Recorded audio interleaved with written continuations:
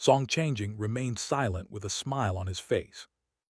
Meanwhile, cold sweat began to seep out of Liu Baqiao's back and forehead, and finally, he ran out of things to say, sheepishly falling silent. Song Changing suddenly turned to the woman across from him with an intrigued expression as he asked, "Are you from the Chen clan of Dragon Tail County?" "No," the woman replied with a shake of her head. Song Changing nodded in response and fell into a contemplative silence. An awkward atmosphere descended upon the room. Thankfully, Song Jixin entered the room shortly thereafter to alleviate the awkward atmosphere. There were no spare chairs in the room, so he casually sat down onto the doorstep before turning his gaze to everyone in the room. Song Changing paid no heed to this, and he turned back to Liu Baqiao with a smile as he said, "Come to think of it, you are one of the reasons why that boy was able to survive." From the very beginning, Bai Yuan had been convinced that someone had instructed Chen Ping'an to provoke him. In this town, the only ones who dared to set a trap for someone from Sun-Scorched Mountain were extremely cunning individuals who were adept at hatching elaborate schemes and pulling strings behind the scenes. Hence, Bai Yuan was under the impression that there had to be a powerful mastermind lurking in the shadows, which was why he had been constantly distracted, on the lookout for a non-existent enemy, thereby leading to his inability to catch Chen Ping'an on Clay Vase Alley. Only after they had reached the westernmost part of the town, when Bai Yuan was able to confirm that there were no assassins lurking nearby, did he dare to fully commit himself to pursue Chen Ping'an, and shortly thereafter came the punch to the back that had almost taken Chen Ping'an's life.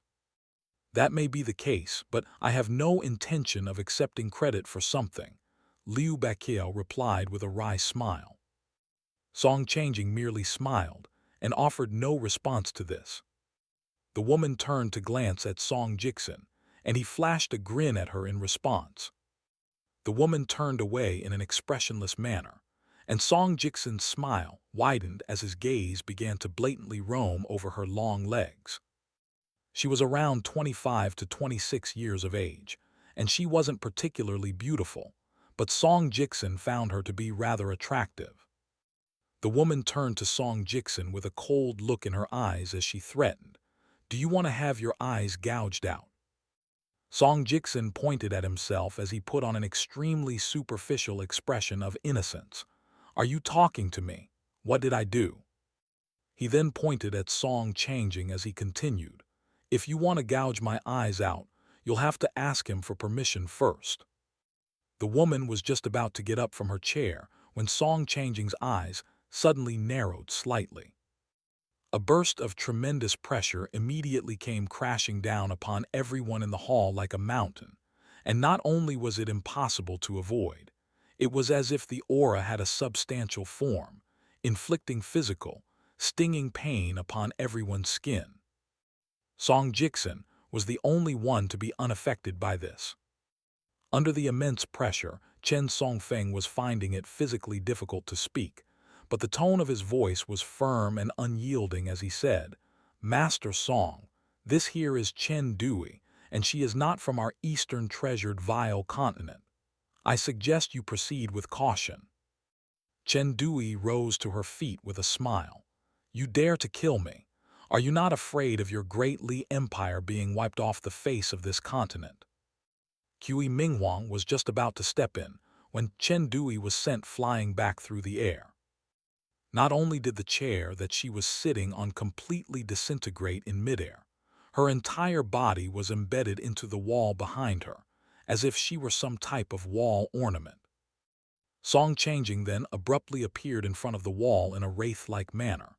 Chen Dewey was bleeding out of all of her orifices, and Song Changing clasped his hands behind him as he looked at her with a smile and said, "You must be under the impression that I wouldn't dare to do anything to you because you have some powerful seniors or masters, right? Is that why you dare to be so brag? What's that word again?" Song Changing turned to Song Jixin, and the latter replied with a smile, "Braggadocious." Song Changing turned his gaze back to the woman, and even though her expression was twisted with pain, the look in her eyes was still as unyielding and resilient as ever. Song Changing said, "You should pray that you don't run into me again in your next life." Chen Songfeng's eyes were completely bloodshot, and his heart was filled with complex emotions. He was simultaneously fearful and furious at the same time, and he was just about to say something, but Qi Mingwang got there ahead of him, extending an apologetic bow as he implored in an earnest voice, "Please forgive her, Master Song. She has no idea what she's talking about." A derisive sneer appeared on Song Changing's face, and all of a sudden, the woman closed her eyes, as if she were accepting her fate. Right at this moment, Song Jixin smiled as he said, "Leave her be, uncle. Your reputation will be tarnished if word spreads that you're going around killing helpless women."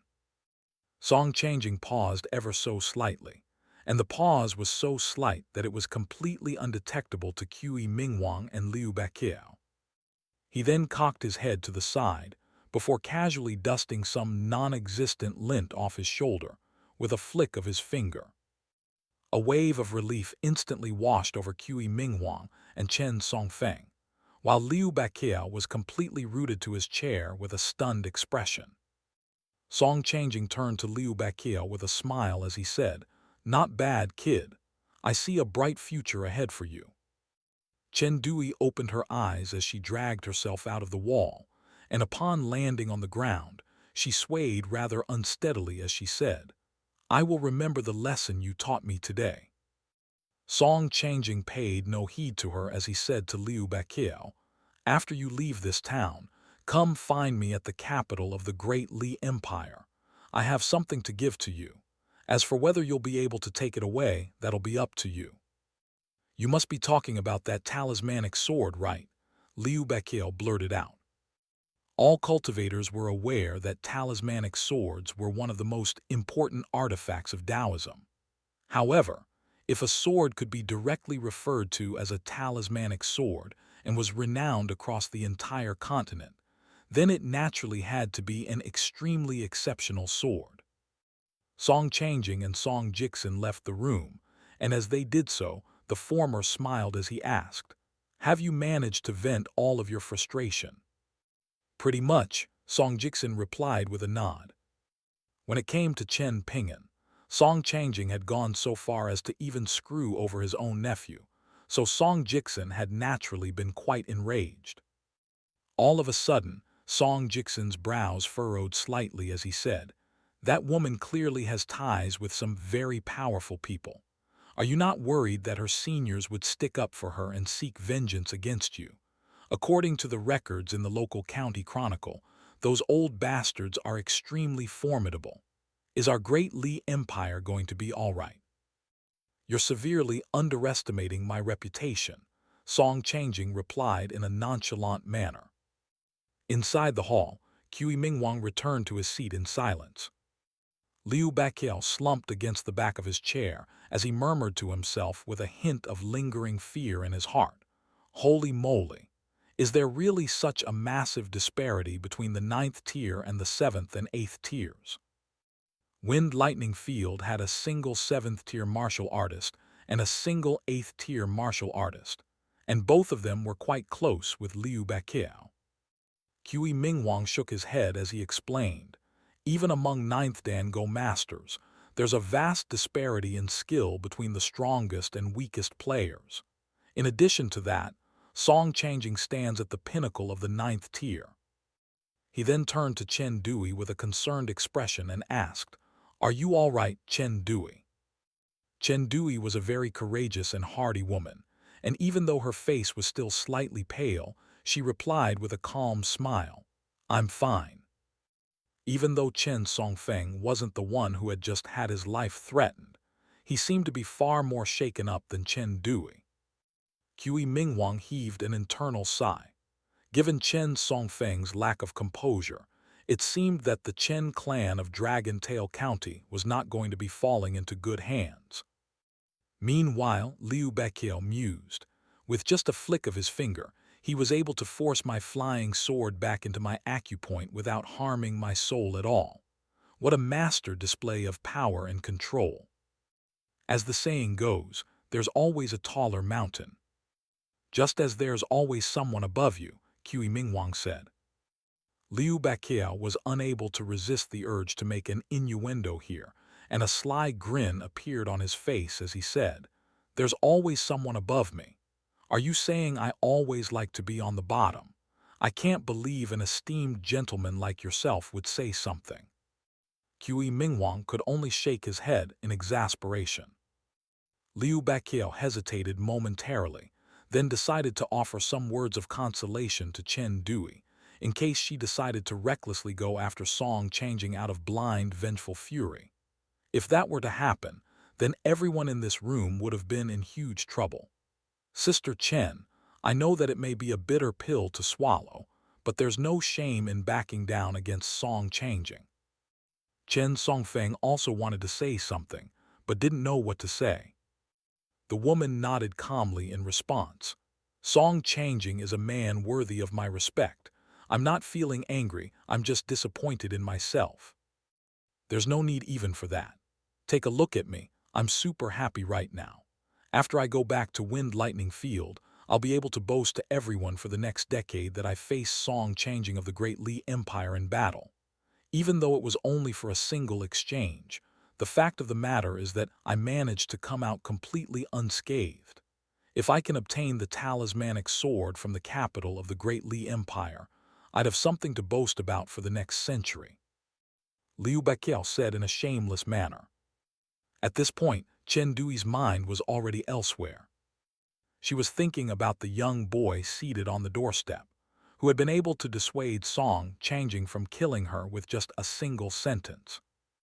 After returning to the town, shopkeeper Yang headed straight for the courtyard behind his shop, an area that was a perfect size for the shop's 3 long-term employees to live in.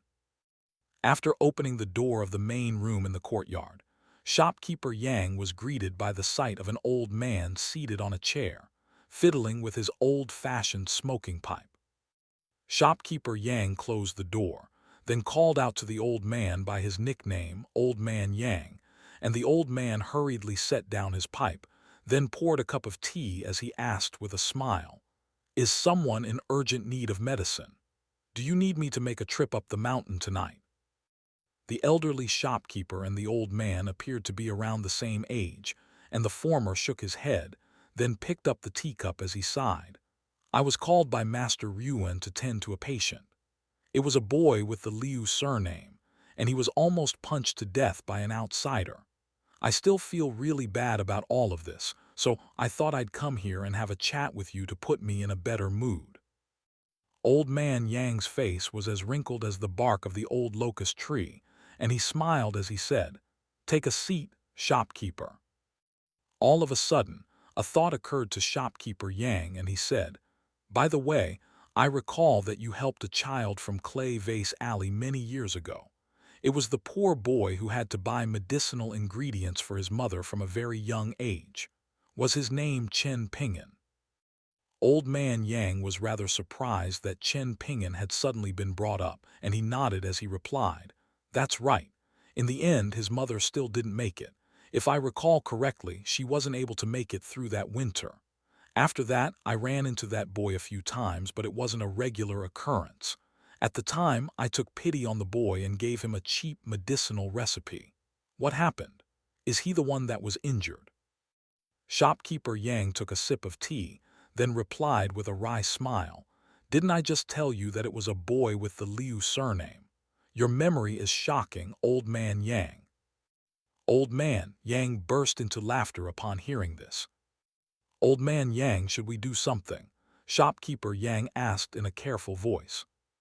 Old Man Yang picked up his bamboo smoking pipe, then shook his head as he replied, "We don't need to do anything, shopkeeper." Old Man Yang's words seemed to have instilled shopkeeper Yang with the peace of mind that he was searching for, and he nodded in response. "Good. I'll leave you to yourself then, Old Man Yang." Old Man Yang immediately stood up from his chair to accompany shopkeeper Yang to the door, but the latter hurriedly said, "Take a seat, there's no need to see me off." After making his way down the steps, shopkeeper Yang turned back to find that Old Man Yang was just about to close the door. Their eyes met, and Old Man Yang gave him a warm smile. Shopkeeper Yang quickly turned and departed. Back when shopkeeper Yang had inherited the medicine shop, his father had spoken some strange final words while on his deathbed. If you ever encounter any important decisions that you have to make, go to Old Man Yang and do whatever he says. If I recall correctly, this instruction was first passed down by the great-great-grandfather to his son. When you pass this shop on to your son, make sure you tell him the same thing. This is something that you absolutely cannot forget. At the time, shopkeeper Yang had agreed vehemently to this request, and only then was his father finally content to pass on. It was getting quite late, and Old Man Yang lit an oil lantern. While smoking his pipe, he thought of some past events, all of which were trivial events of very little consequence. There was a memory of a series of ancestral manners that had been passed down for generations, all of which were arranged in an orderly fashion, completely unlike the houses on Clay Vase Alley. An honest-looking man was crouched down at the entrance of a courtyard, looking at a young boy with a smile as he asked, "You'll be an adult after the end of this year, right?" The boy raised a hand and replied in an energetic manner, "I'll be 5 next year, father. I'll be an adult then." A hint of sorrow welled up in the man's heart, but he still put on a warm smile as he said, "In that case, you'll have to look after your mother in my absence. Can you do that?" "Yes," the boy immediately replied as he puffed out his chest. The man smiled as he extended a heavily calloused hand. "Pinky promise." The boy hurriedly extended his delicate little hand as he happily agreed, "Pinky promise." With their pinky fingers interlaced, the promise was sealed. The man slowly rose to his feet, then turned to look at the woman who was busy at work in the main room before abruptly departing. The boy called out from behind him, "Father, bring me a tanghulu when you come back." The man's lips quivered slightly, but he forced a smile onto his face once again as he turned and said, "All right. Get the small ones, those ones taste the best," the boy added. The man hurriedly turned away, not daring to look at his son any longer. As he strode forward, he murmured to himself, "Goodbye, my son." Not long after that, a boy began to make frequent visits to the Yang family's medicine shop to buy medicinal ingredients. One day, a shop employee finally ran out of patience with him, and he pushed the boy out of the shop as he yelled, "How many times do I need to tell you this? You don't have enough money to buy even medicinal dregs. Are you stupid or deaf? Not only do you not have enough money to buy medicine, you're blocking the way for other people trying to enter the shop. This is a shop, not a charity. We have to make money. I've been patient with you all this time because you're just a kid, but if you keep bothering me, I'm going to beat you. Now piss off." The boy was gripping tightly onto his almost empty money pouch, and he wanted to cry, but refused to shed tears. Once again, he repeated the same few sentences that he had already said countless times. "My mother needs medicine, and I've already been waiting for a very long time. We don't have any more money, but my mother is in very bad condition." The young employee picked up a broom and raised it in a threatening fashion. The boy hurriedly crouched down and threw his arms over his own head in fear, but he was still holding tightly onto the money pouch in his left hand. After a long while, the boy raised his head to find an old man looking down at him with a stern expression. The young shop employee had already sheepishly set down the broom and gone back into the shop. The old man said, "The customer spends money for products, while merchants provide those products in exchange for money. This is a rule that has been set in stone for countless years. As for how much money the merchant wants to earn, that's up to them, but there's never any reason for a merchant to lose money. Give me that pouch, and I'll take whatever money you have left. I'll give you the medicinal ingredients you need for your mother, and I'll put it on your tab, but you have to repay the money in the future. Do you understand what I'm saying, boy?" The The boy blinked a few times with a dazed expression, but still handed the pouch over to the old man. In the end, the old man had to lean over the counter to just barely see the top of the boy's head on the other side of the counter, and he asked, "Do you know how to brew medicine?" "I do," the boy replied with a nod. "Really?" the old man asked with furrowed brows. This time, the boy only gave a rather unconvincing nod. The young shop employee smiled as he said, "Old man Liu made a trip to Clay Vase Alley once to take a look at his mother, and at the time, he taught him how to brew medicine. After that, he went back one more time to check on the boy as he was worried that he wouldn't be able to follow the instructions correctly. But to his surprise, the boy was able to execute his instructions perfectly despite his young age. I heard this directly from old man Liu, so it should be reliable information." The old man waved a dismissive hand and said, "You can go now." The boy rushed joyfully back to Clay Vase Alley, carrying a large package of medicinal ingredients wrapped in parchment paper. His mother was laying on the plank bed, and as the boy snuck into the room, he discovered that his mother was still sleeping. He gently laid a hand on her forehead to find that it wasn't excessively hot, and he heaved a sigh of relief before tucking his mother's hand back under the blankets. After that, the boy made his way to the kitchen and began to brew medicine using the clay pot while also multitasking and preparing a meal. In order to reach the countertop, he had to stand on a small stool. The boy was vigorously stirring his spatula, and even though he could barely keep his eyes open against the hot steam that was billowing throughout the kitchen, he was still murmuring to himself, "I have to make this taste good. Otherwise, Mother is going to have no appetite again." The boy was barely even 5 years old, yet he was carrying a basket that was even bigger than himself on his back as he made his way toward the mountain outside the town. This was the second time that the boy had ventured into the mountain. The first time, he had been led by old man Yang from the Yang family's medicine shop, and the old man had walked quite slowly in order to cater to the young boy. In addition to that, the old man had been carrying the basket in the boy's stead, and he had only taught the boy to collect several types of medicinal herbs. Hence, that first trip up the mountain had been quite a leisurely one, but this second trip was a different story. The boy was being baked under the scorching sun while having to endure the searing pain from the basket cutting into the skin on his back. He wept as he walked, but he still gritted his teeth and continued onward. Only at night time did the boy finally return to the Yang family's medicine shop, but there was only a thin layer of medicinal herbs in his basket. Old man Yang was furious. The boy was on the verge of tears as he told the old man that his mother was the only one at home, and he had to return home to cook for her. Otherwise, he would have been able to gather more medicinal herbs, and he promised the old man that he would go back up to the mountain first thing the next morning. The old man declared that he was only going to give the boy one more chance, then departed in silence. No more than 2 months after that, the boy's hands and feet were riddled with thick calluses. One day, a sudden storm caused the creek to flood, preventing the boy from getting back to the town from the mountain.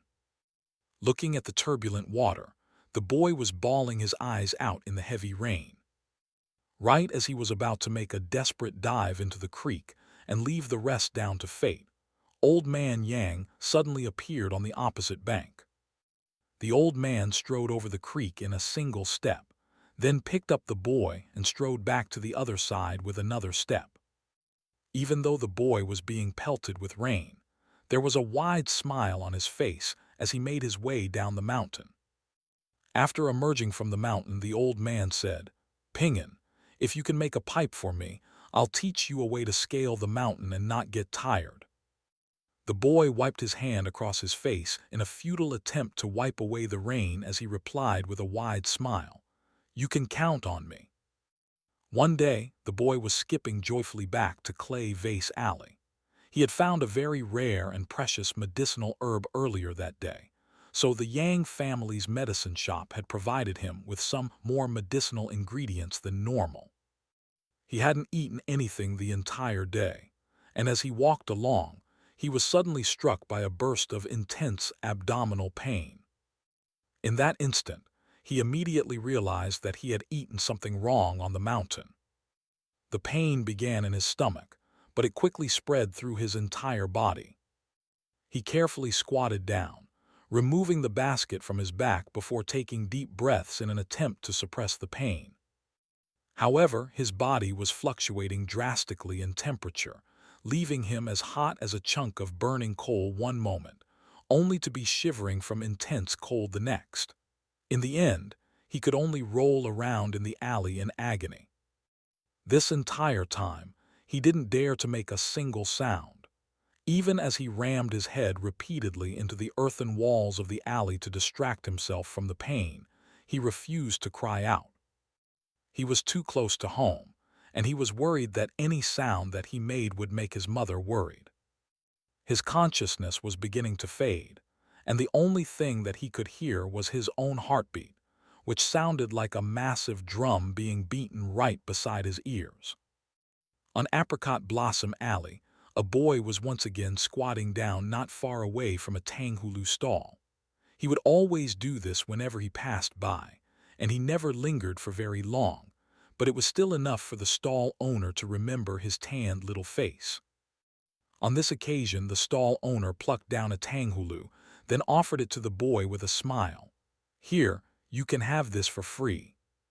The boy hurriedly rose to his feet, then shook his head with a bashful smile before running away.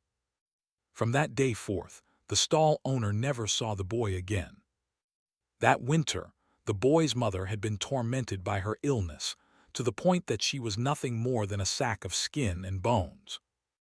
The boy had just returned from praying at a temple, and he brought some water from the iron lock well on the way back. He made his way to the side of the bed, and after taking a seat on his little stool, he noticed that his mother was awake.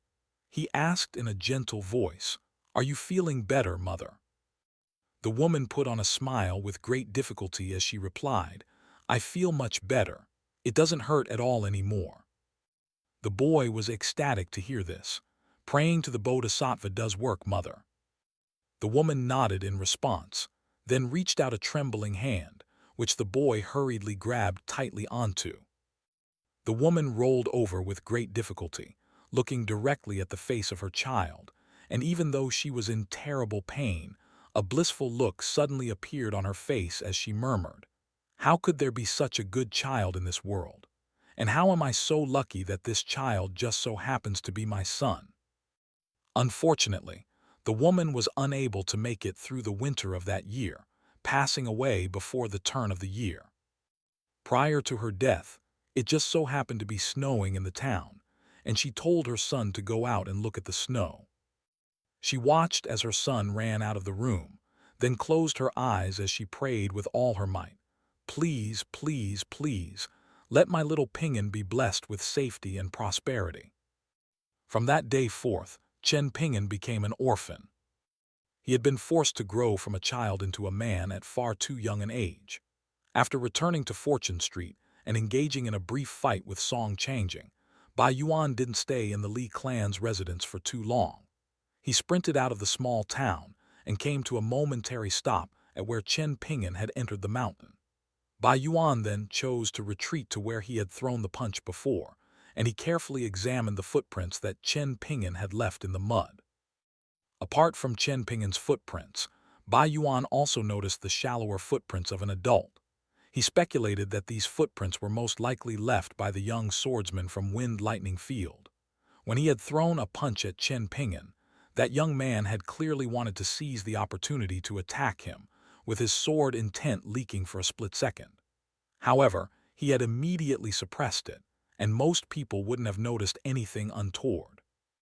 However, Bai Yuan had experienced countless battles, and he had also cultivated for 1,000 years in Sun-Scorched Mountain, which possessed a sweeping sword qi that can cut through the treasured vial. Thus, he was far too familiar with sword intent and sword qi. Bai Yuan had lived for a long time, so he had naturally seen and experienced many things as well. He had seen sword immortals who were skilled in nurturing top-notch flying swords, and there were those who possessed dozens of mini flying swords that could fit in their sleeves. These were flying swords that were as small and fine as hair. He had also seen a bonded flying sword that was as large as a mountain, with its power so immense that it could sever a river with a single slash. Bai Yuan stopped and contemplated for a while before deciding to continue forward. The foot of the mountain was filled with overgrown grass, and after a while, he was greeted by the sight of a bamboo forest. The ground was filled with withered leaves from last autumn and winter. However, because this closest bamboo forest was the closest to the small town, it didn't appear too desolate or disorderly. Following the vaguely perceptible footprints, the old ape discovered that he was soon going to exit the bamboo forest. However, Bai Yuan chose not to directly exit the bamboo forest, and he instead observed his surroundings. He found that there were no more footsteps from the young boy. He looked up at the stalks of green bamboo, and he found that there were no marks on these either. Even so, Bai Yuan still refused to directly climb the mountain to give chase. Instead, he leaped up and landed on the tip of a thick bamboo stalk with a single foot, slightly exerting some force and causing his body to lean forward. The bamboo bowed, and just as it was about to snap, Bai Yuan suddenly retracted his aura and caused his body to become as light as a feather. With no more weight on it, the bamboo instantly shot back upright. Like an immortal soaring through the wind, Bai Yuan stood on the tip of the bamboo stalk and gently swayed with it, observing the surroundings as he did so. He looked down, and he finally discovered a small clue. The corners of his mouth curled up, and he turned to his left and peered into the distance. Pricking up his ears, he could hear the faint sound of flowing water in the distance. Bai Yuan smiled coldly and said, "As cunning as always." Using the stalks of green bamboo as footholds, Bai Yuan sprinted toward the small creek to his left, leaving a trail of snapped bamboo stalks in his wake. He stopped again after arriving at the creek, unsure of whether Chen Ping'an had traversed deeper into the mountain forests or whether he had fled downstream. His brows were knitted in a deep frown, and there was a slight hint of anger on his face.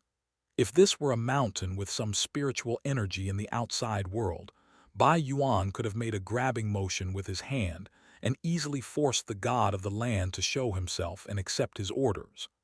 A simple question, and he would have been able to learn Chen Ping'an's whereabouts. This was also one of Bai Yuan's innate mystical abilities. Otherwise, regardless of how powerful or mighty a cultivator was, they definitely wouldn't have the ability to order the local god of the land or god of water around. This was quite similar to the empires and imperial courts of the mortal world, where it was extremely difficult for the Minister of War to command a measly external official from the Ministry of Revenue. Most importantly, the Minister of War and the external official from the Ministry of Revenue weren't even from the same imperial court. Bai Yuan fell deep into thought as he listened to the sound of the flowing water. Thinking from a logical perspective, Chen Ping'an had most likely developed his skills and stamina by climbing the mountains and swimming through the creeks from a young age. Perhaps he had even experimented with elementary breathing techniques before, and maybe it was because of this that he possessed such an exceptional physique, with his body light and his bones sturdy. This then allowed him to play the cat and mouse game with Bai Yuan on the rooftops. If this were the case, it made sense for Chen Ping'an to venture deeper into the dense forest to find a hiding spot. If he were nothing more than an ordinary young boy, however, then he had most likely been acting on an impulse to seek revenge before. After witnessing Bai Yuan's strength and calming down a little, it would only be natural for him to feel a sense of lingering fear. As such, it would be no surprise if he ran to the blacksmith shop in the south to seek protection from Master Yuan. If Chen Ping'an had chosen the former option, this would only waste some of his time. If Chen Ping'an had chosen the latter option, however, this would waste not only his strength and energy, but it might even use up some of sun-scorched mountain's goodwill. Bai Yuan uttered his sincere thoughts at this moment, saying, Chen Ping'an must die. He didn't hesitate any longer, and chose to venture downstream to look for Chen Ping'an. There was a winding mud road to the south of the small town, and both sides of it were decorated with the rice paddies and crop lands of the town residents. Halfway up the winding road, there was a rundown temple with white walls and black roof tiles. It was called a temple, but in reality, it was nothing more than a resting spot for the residents. This was especially the case when the weather became scorching hot or when the heavens unleashed torrential rain upon them. During these times, it would make a huge difference whether there was a resting spot or not. Right now, Chen Ping'an and Enning Yao were resting and discussing their plans here. Enning Yao was born a sword prodigy, and she could easily see things even in the dark. This allowed her to quickly discover the childish graffiti on the broken walls of the temple. Written using charcoal crayons, most of the graffiti was the names of people. The characters near the bottom of the wall had already become smudged and unclear, and perhaps they had been rubbed off or written over by others. Only the characters higher up were still clear and intact, and she could easily make out the names of several people: Song Jixin, Zhai Gui, Zhao Yao, Zai Shi, Cao Zai, and so on. Perhaps they had sat or even stood on the shoulders of their friends to write their names up so high. In fact, Enning Yao even saw Liu Xianyang, Chen Ping'an, and Gu Can's names written on the uppermost left corner of the wall. Their names appeared slightly distant and disjointed from the rest of the names. Enning Yao retracted her gaze and said, No matter what, we've successfully completed the first stage of our plan. We forced that old ape to replenish his chi once. Anyway, are you really planning to return to the small town to retrieve your wooden bow? Won't that be too risky? What if the old ape is extremely cautious and didn't go up the mountain to look for you? Won't you be running straight into his maw? Chen Ping'an was quietly practicing his breathing technique, with the length of each inhalation and exhalation varying depending on his feeling. What he sought was the most comfortable state. Hearing Enning Yao's question, he replied with a resolute expression, I have no choice. I have to retrieve my wooden bow. Otherwise, we would have wasted all our previous effort. Moreover, just like you said, shooting him is useless unless I can hit him in the eye. I shot him from close range in Clay Vase Alley, but the damage it caused was negligible. Enning Yao was slightly irritated and she said, I already told you, your trifling skills are useless against him. You didn't believe me before and you stubbornly insisted on doing things your way. So I said fine, and I let you do things your way. Since you believe me now, it's time to follow my plans right. Regarding how to deal with Bai Yuan, Chen Ping'an and Enning Yao had initially decided to each do their own thing during their discussion on the covered bridge. Chen Ping'an had simply told Enning Yao to wait for him to talk to 3 people first. However, he had suddenly changed his mind, and he had caught up to Enning Yao just as she reached the steps on the northern end of the covered bridge. Afterward, the two of them had a huge disagreement. Since Chen Ping'an wasn't a cultivator and couldn't even practice a simple fist technique, Enning Yao insisted that he stay out of it and simply observe things from the sidelines. If he wanted to, he could clap and cheer her on as she killed the old ape and exacted revenge for Liu Xianyang. However, when Chen Ping'an had asked her about the details, Enning Yao had refused to elaborate on how she would kill Bai Yuan. She simply said that she had a powerful trump card. Otherwise, without some trump cards, how could she go on an adventure through the world? Hearing this, Chen Ping'an had rejected her proposal. Afterward, he had gone to look for the 3 people. Chen Ping'an stood up and stretched his back, with his movements barely inhibited anymore. All right, that should be enough rest. Enning Yao was astonished, and she said, The medicine from the Yang family's medicine shop is that effective. A hint of despondence flashed through Chen Ping'an's eyes. However, he quickly nodded and said with a smile, Yes, it's very effective. Will the old ape see through your escape plan? Enning Yao asked. Chen Ping'an pondered for a moment before cautiously replying, "Possibly." Enning Yao used the scabbard of her saber to draw 2 circles and a line in the dirt before asking, "This is the path between this temple and the Li clan's residence on Fortune Street. Where is your wooden bow hidden?" Chen Ping'an squatted down and drew a circle, saying, "It's near the east around here. It's not too far from Clay Vase Alley." Enning Yao nodded and said, "All right then. Even if that old ape directly comes here, I'll engage with him and try to buy enough time for you." Chen Ping'an drew another small circle in the middle of the line and he said, "Enning Yao, if the worst-case scenario really does play out, can you lead him to this place? This is where I entered the mountain before. If you guys are there, then it won't take me too long to head over after I retrieve my wooden bow." The young girl in green leaned on her saber and said in a proud voice, "Perhaps I'll be waiting for you with the old ape's head in my hand at that time." Chen Ping'an shook his head and said, "Don't try to show off. You need to be careful." Enning Yao genuinely wanted to wrap his head with the scabbard of her saber. Just who was trying to show off?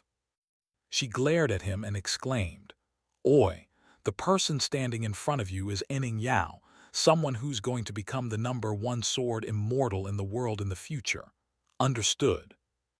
Chen Ping'an stood up before glancing down to check the 2 pouches of coins on his waist. As a precaution, he tightened them again. He then looked up and said, "Yes, yes, I understand. So you definitely can't die in a small place, right? Otherwise, just how unfortunate would that be? As your friend, when you become a powerful and mighty sword immortal in the future, I'll also be able to bask in your glory." Enning Yao sighed with emotion and said, "Chen Ping'an, you're as fussy as an old woman, and you're also so hesitant and indecisive. I suggest that you don't look for a wife in the future. Just marry some random girl and call it a day." Chen Ping'an didn't retort her, and he simply replied with a chuckle. Just as he was about to leave the temple, Enning Yao said, "I'll go with you to the creek first. After that, I'll head northwest to avoid having that old ape become worried about the little girl. Otherwise, what will we do if he doesn't find you after leaving the bamboo forest and therefore decides to give up and return to the small town?" Chen Ping'an thought about this for a moment, and he didn't reject Enning Yao's proposal. They ran toward the creek. Enning Yao's breathing was like the flowing water of a magnificent river with incredible depth and surging undercurrents, while Chen Ping'an's breathing was like the flowing water of a creek that was long and steady. Their auras were vastly different.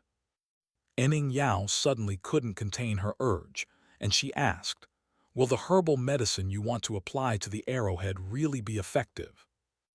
"Well, it's effective against wild boars that weigh over 100 kilograms, so I assume that it should be effective against that old ape as well," Chen Ping'an replied. Enning Yao didn't say anything else. When they arrived in front of the creek, this was the location where Chen Ping'an had come on shore before. They both bent their knees and leaped up at almost the exact same instant, flying through the air and landing on the opposite side. Enning Yao slowed down and grabbed her scabbard after landing.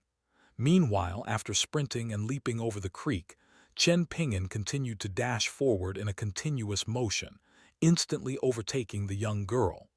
Just as he was about to turn around, Enning Yao said, "Don't worry about me. You return to the small town first." As Chen Ping'an continued to forge ahead, he glanced back and said, "I'm going to take a detour and find a quieter alley to enter the small town, so I might return a bit later." Enning Yao nodded in understanding. When Chen Ping'an disappeared into the distance, she let go of her sword hilt and started to walk slowly toward the west. After a short while, she came to a stop and peered into the distance at the upper reaches of the creek. A tall and burly figure suddenly leaped off a large rock in the creek and shot toward its northern banks, landing 20 or so steps away from the young girl. His aura was intense and domineering. However, Bai Yuan was slightly puzzled, as he couldn't sense Chen Ping'an's aura in the surroundings. He unconsciously glanced at the sword by Enning Yao's waist, and he said with a smile, "Young girl, you were the person who caused a ruckus in Fortune Street a short while ago, correct?" Ening Yao remained silent as she rested her hands on her sword hilt and saber hilt. Bai Yuan wore a curious expression as he said, "Young girl, even though you hid your identity the entire time while we were coming to the small town, I can tell that your background isn't simple. You're definitely not like the trash from Light Breeze City and Old Dragon City. However, what puzzles me is why you're targeting me even though there's no grievance or grudge between us. Or perhaps someone from your clan or sect has grudges against Sun-Scorched Mountain." Ening Yao didn't say a word as she unsheathed her sword and saber in unison, leaping forward in a flash. The slender saber arrived first, slashing down at Bai Yuan's head. Bai Yuan casually raised an arm to forcefully deflect the blow. Ening Yao used this momentum to spin around, slashing her sword at the old ape's neck as she did so. Bai Yuan once again used his arm to forcefully block this strike. After failing to take Bai Yuan down with her 2 strikes, Ening Yao didn't choose to further engage in close-quarter combat. Instead, she created some distance between them before slowly packing around. After using his incredibly powerful physique to gauge the sharpness of Ening Yao's weapons, Bai Yuan ignored the bloody gashes on his forearm and said with a smile, "Your weapons are fairly impressive. Moreover, you dare to carry 2 of them around with you, so it's quite clear that you're the disciple of an impressive sect from the mountains. Otherwise, you're the direct disciple of a first-rate power outside the mountains. In fact, I almost thought you were another swordsman from Wind Lightning Field, one who was lying low." Tracking the packing young girl with his gaze, Bai Yuan said in a solemn voice, "Young girl, I know that you won't give up even if you fail in a moment. So I'll give you one last chance to reveal your identity and background before I kill you. However, Sun-Scorched Mountain won't apologize because of this matter, nor will it care where you're from and what your identity is." Ening Yao completely ignored his remarks. From the beginning to the end, she was observing him and looking for his weak points. After all, she wasn't song-changing, someone who had already discovered the path to the 10th tier. She couldn't face this mountain-moving ape head-on. Feeling like he had already conceded too much ground, Bai Yuan chuckled coldly and said, "Since you're unwilling to accept my kindness, then so be it." Bai Yuan arrived before Ening Yao in a single stride, raising his arm and forming a fist before hammering down at her head. Ening Yao raised her saber to block this attack, with the blade of her saber facing Bai Yuan's wrist. At the same time, she viciously thrust her sword at his chest, with the tip of the sword pointing at his heart. Surprisingly, however, Bai Yuan's fist opened up into a palm, and he nimbly grabbed the blade of her saber. Meanwhile, his other hand instinctively shot over to grab the tip of her sword. It was clear that his attack had only been a facade, with his true intention being to invite a careless attack from Ening Yao. As someone from Sun-Scorched Mountain, a holy land for swordsmen in Eastern Treasured Vile Continent, Bai Yuan was naturally able to tell that this sword was extraordinary with a single glance. In order to grab it, he had even been willing to replenish his chi for a second time. In fact, the tip of the sword had already pierced through his chest, and it was only an inch or so away from penetrating his heart. Seeing that she was in a precarious situation, Ening Yao resolutely let go of her sword.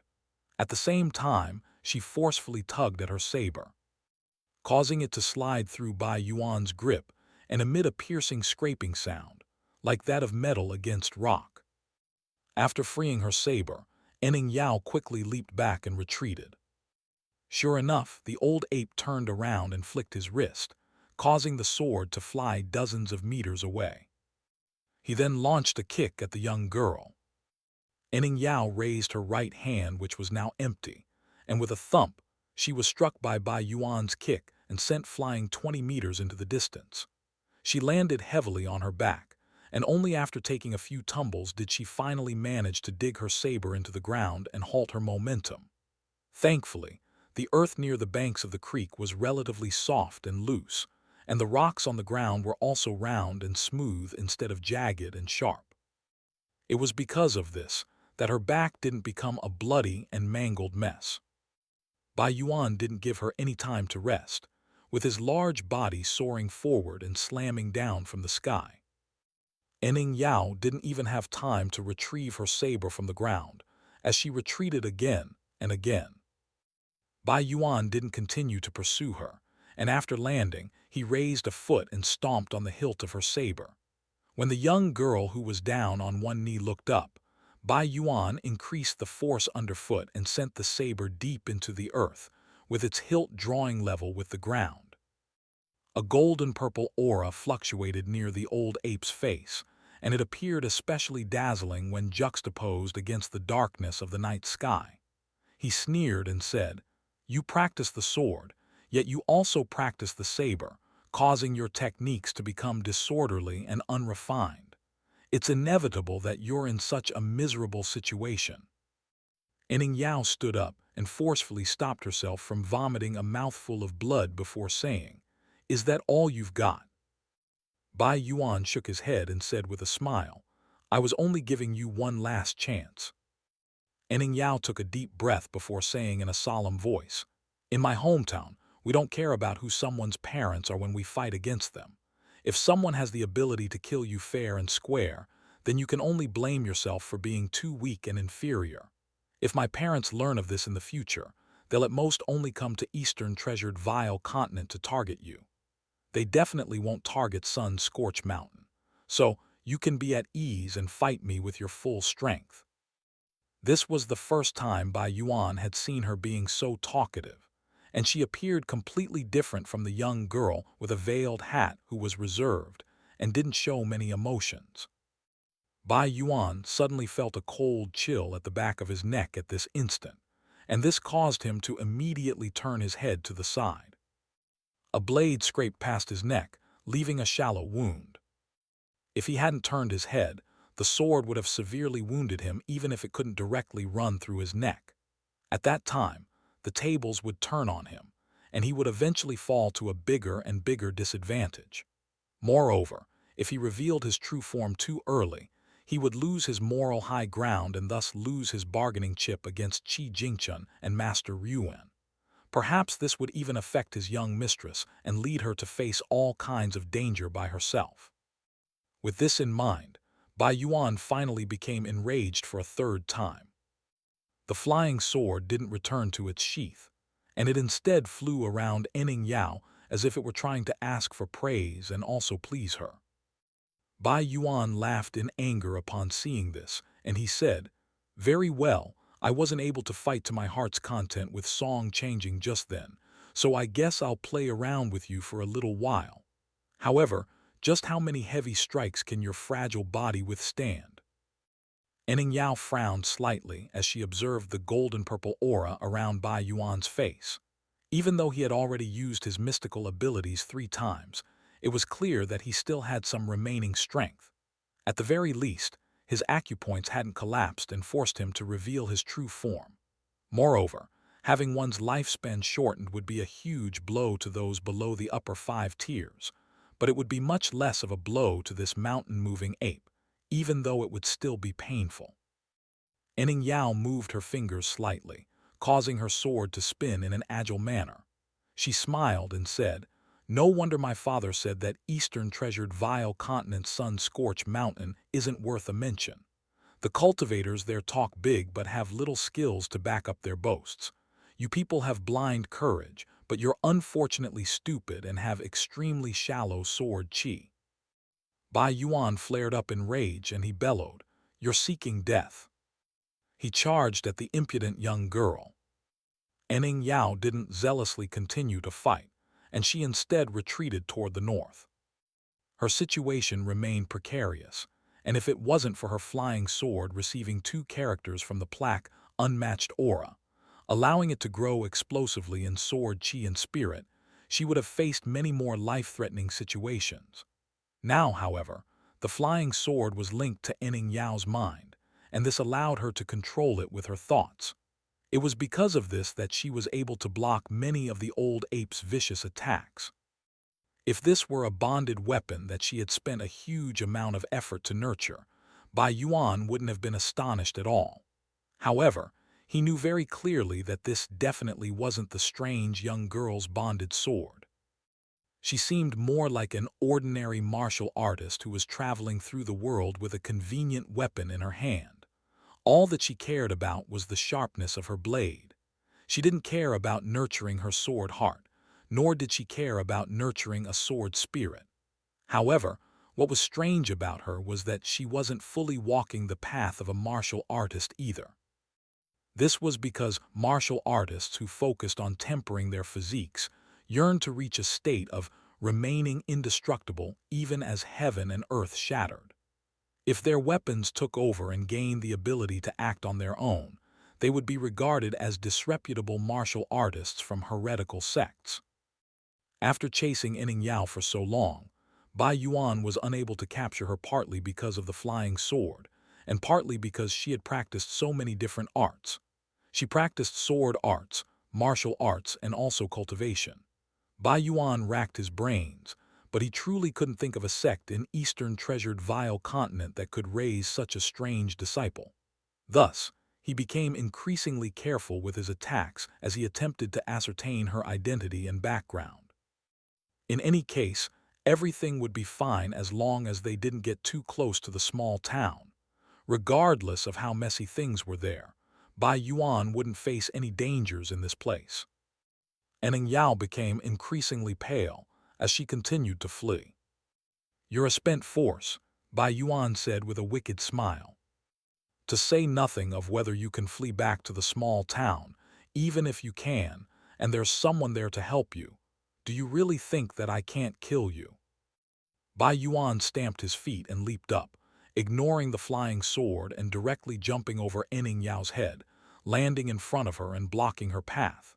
He then swung his fist and sent the flying sword spinning hundreds of meters into the distance. However, the irritating flying sword instantly soared back again and stabbed at his head. When Bai Yuan tried to grab the flying sword and hold it still, it slyly retreated from his reach as if it could read his mind. Coming and going like the wind, the flying sword was extremely unpredictable and hard to defend against. Even though Bai Yuan wasn't afraid of being wounded thanks to his strong physique, he was still left in a slightly disheveled state thanks to the flying sword. Ning Yao wasn't willing to face Bai Yuan head-on, so she changed her direction and started to run toward the northeast. Bai Yuan changed directions along with her, threatening her no matter where she went. He swatted aside the flying sword that was speeding toward him as if he were swatting a fly, causing it to pierce almost a meter into the ground. Like a young girl swaying her hips, the flying sword swayed back and forth as it pulled itself from the ground with much difficulty. Hovering in the air, its tip shuddered violently as if it were a furious little kitten. After pausing for a brief moment, it viciously stabbed at the old ape again. Bai Yuan was incredibly annoyed, and he couldn't help but say, "Why is this flying sword allowed to ignore the rules of this place?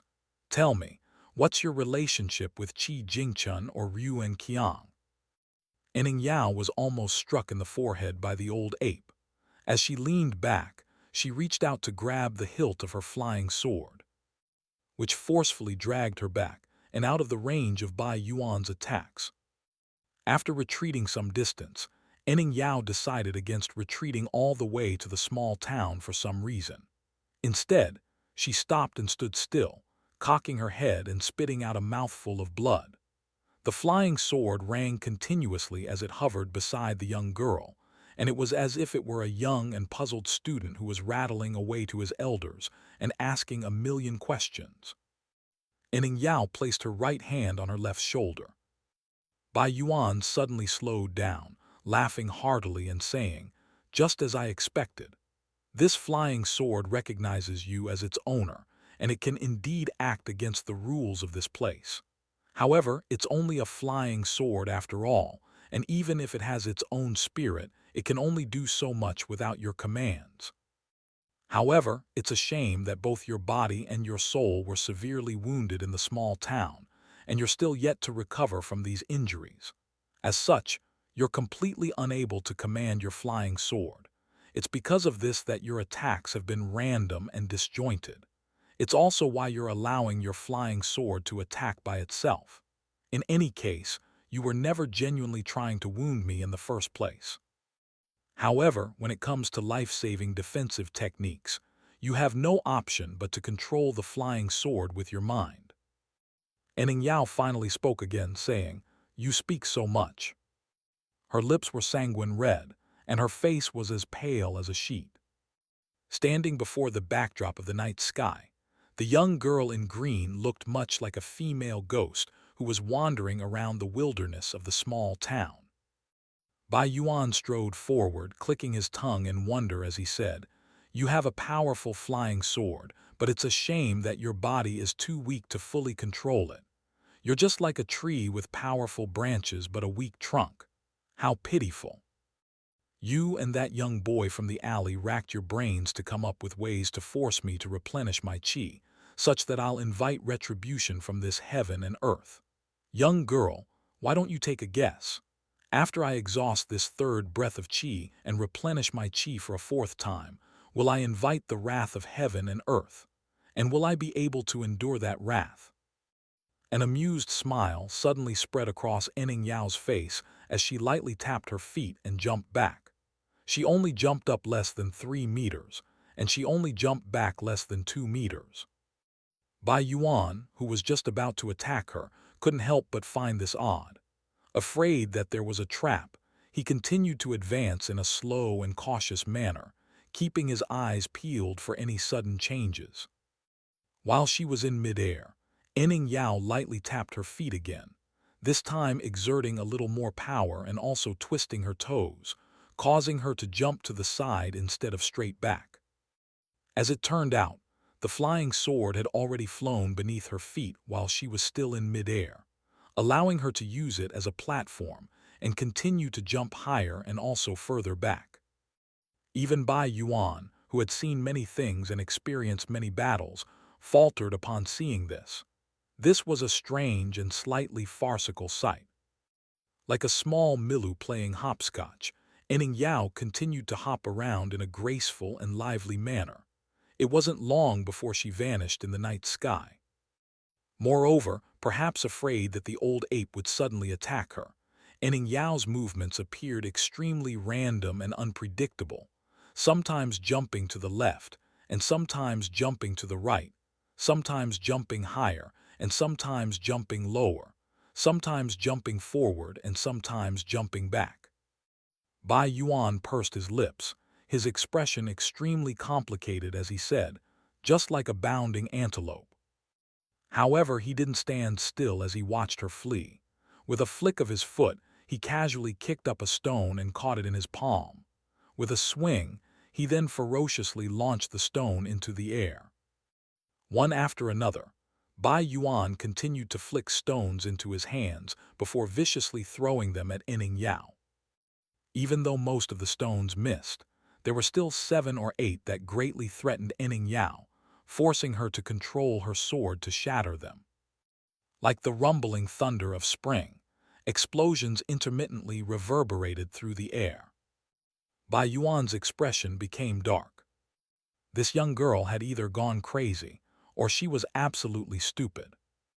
She was clearly able to fly beyond the range of his stones, yet she insisted on maintaining the same height.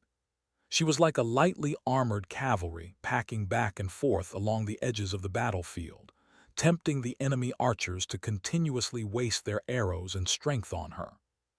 Before he knew it, they had already arrived near the west side of the small town. Bai Yuan roughly estimated how much chi he had remaining. It wasn't much. He then picked out 2 egg-sized stones, one in each hand, before striding forward and swinging an arm, his muscles bulging as he did so. This was an astonishing sight, and the stone surprisingly crackled as it soared through the air, leaving a trail of sparks behind it.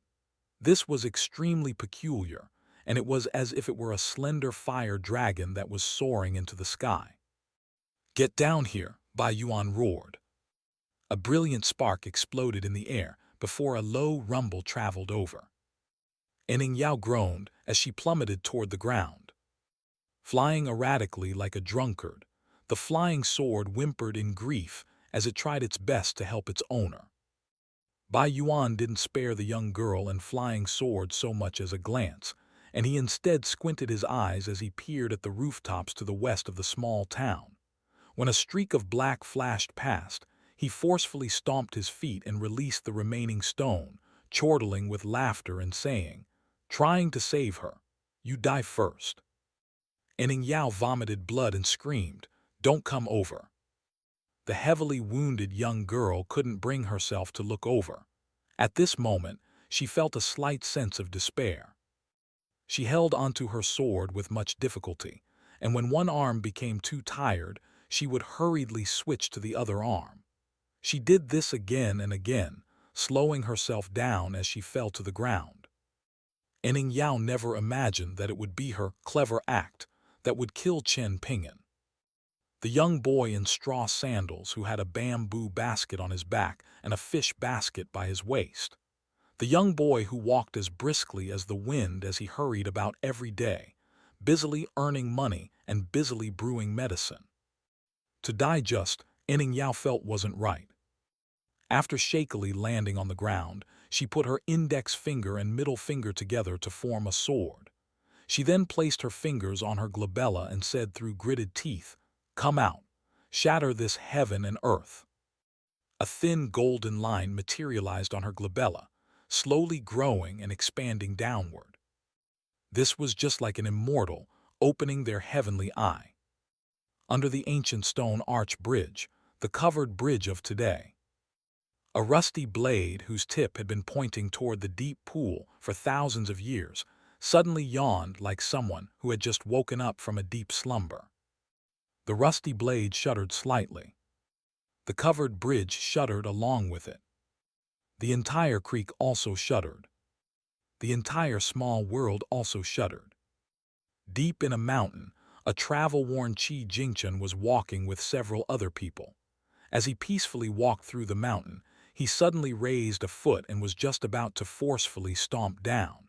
However, he suddenly smiled and gently lowered his foot. Sitting next to an oil lamp in the Yang family's medicine shop, Old Man Yang was suddenly roused from his nap. He tapped the table with his tobacco pipe. Standing in his official residence, Song Changjing suddenly started to stamp his feet and curse.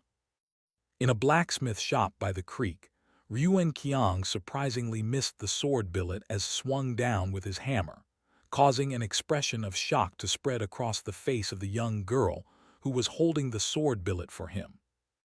Lying on a rooftop and gazing at the night sky, Ma Kuxuan, who was treated as a retard by everyone, suddenly sat up straight, with killing intent bursting from his body.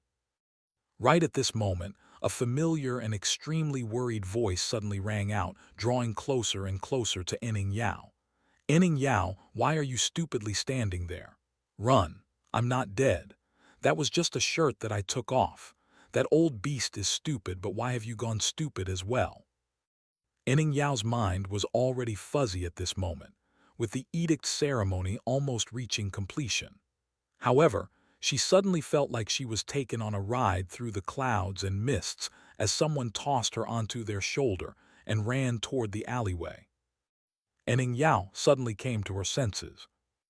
With her body bouncing up and down with the movement of Chen Ping'an's shoulder, she felt slightly uncomfortable, and she felt even more embarrassed. She was completely stupefied as she murmured, "Huh." Chen Ping'an sprinted away with Ening Yao on his shoulder, his speed even quicker than when he had climbed the mountain just then. It was as if he were kidnapping someone's pure and chaste daughter. Ening Yao's wounds were quite severe, and she felt even worse as she bounced up and down on Chen Ping'an's shoulder. However, this was no time to worry about her feelings or face. Otherwise, if the old ape struck them again, it was extremely likely that she and Chen Ping'an would die together for the sake of love. Ening Yao's forehead was dripping with sweat as she asked, "How did you survive? You weren't hit by the stone. How did you know that the old ape would target you and not me? After asking all these questions, Enning Yao suddenly came to her senses and said, "Forget about this first. While the old ape is replenishing his qi, we need to run as far away as we can. I've already commanded my flying sword to obstruct him, but I predict that it can't delay him for too long."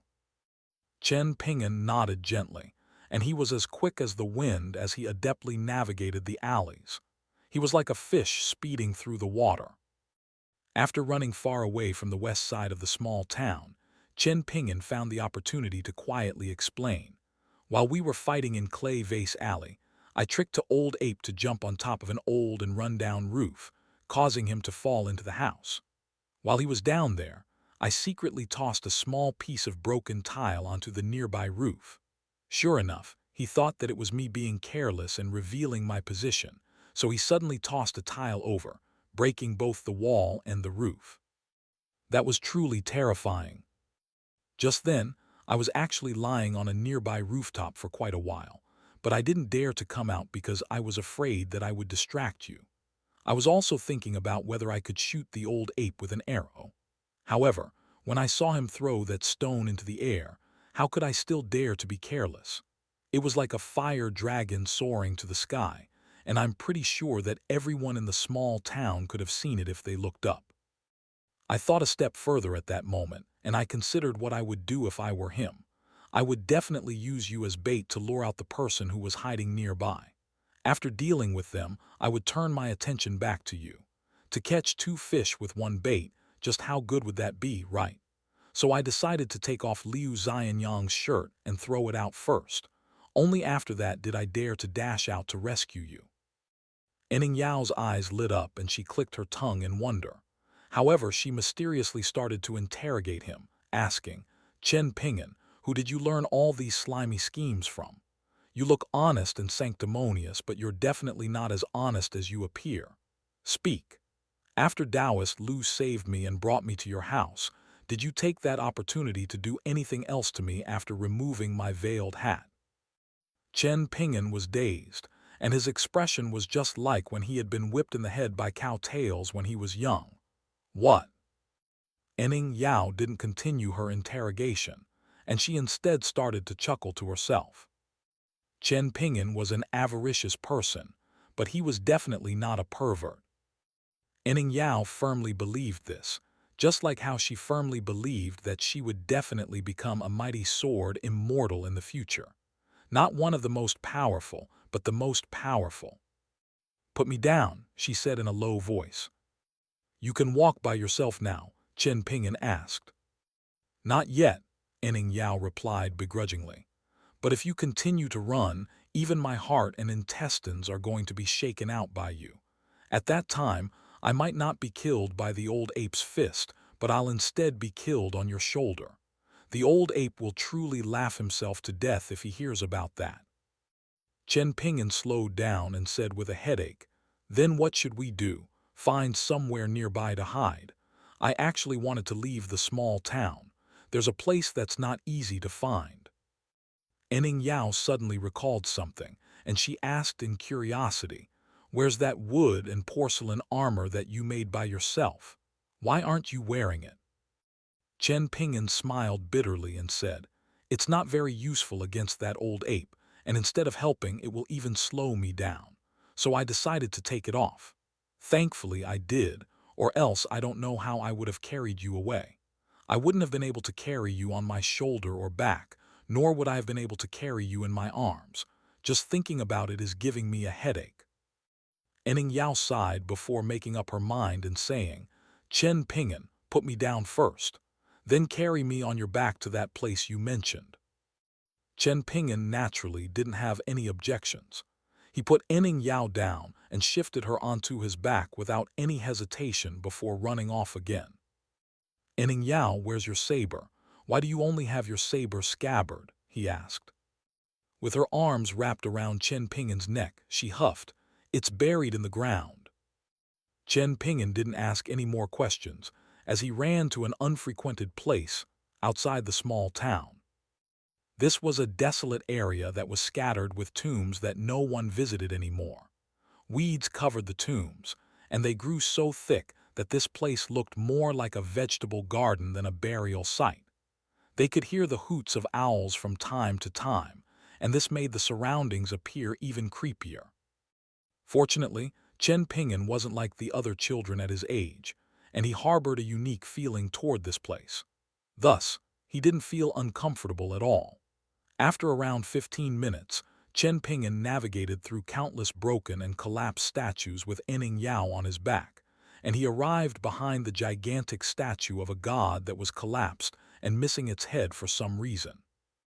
Its body was 6 meters long, and one could imagine just how mighty and dignified it would have once appeared when it was unbroken and quietly sitting in a temple.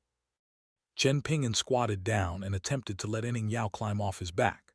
However, there was surprisingly no response after waiting for a while, and Chen Ping'an was almost scared to death, thinking that Enning Yao had already died on the way here.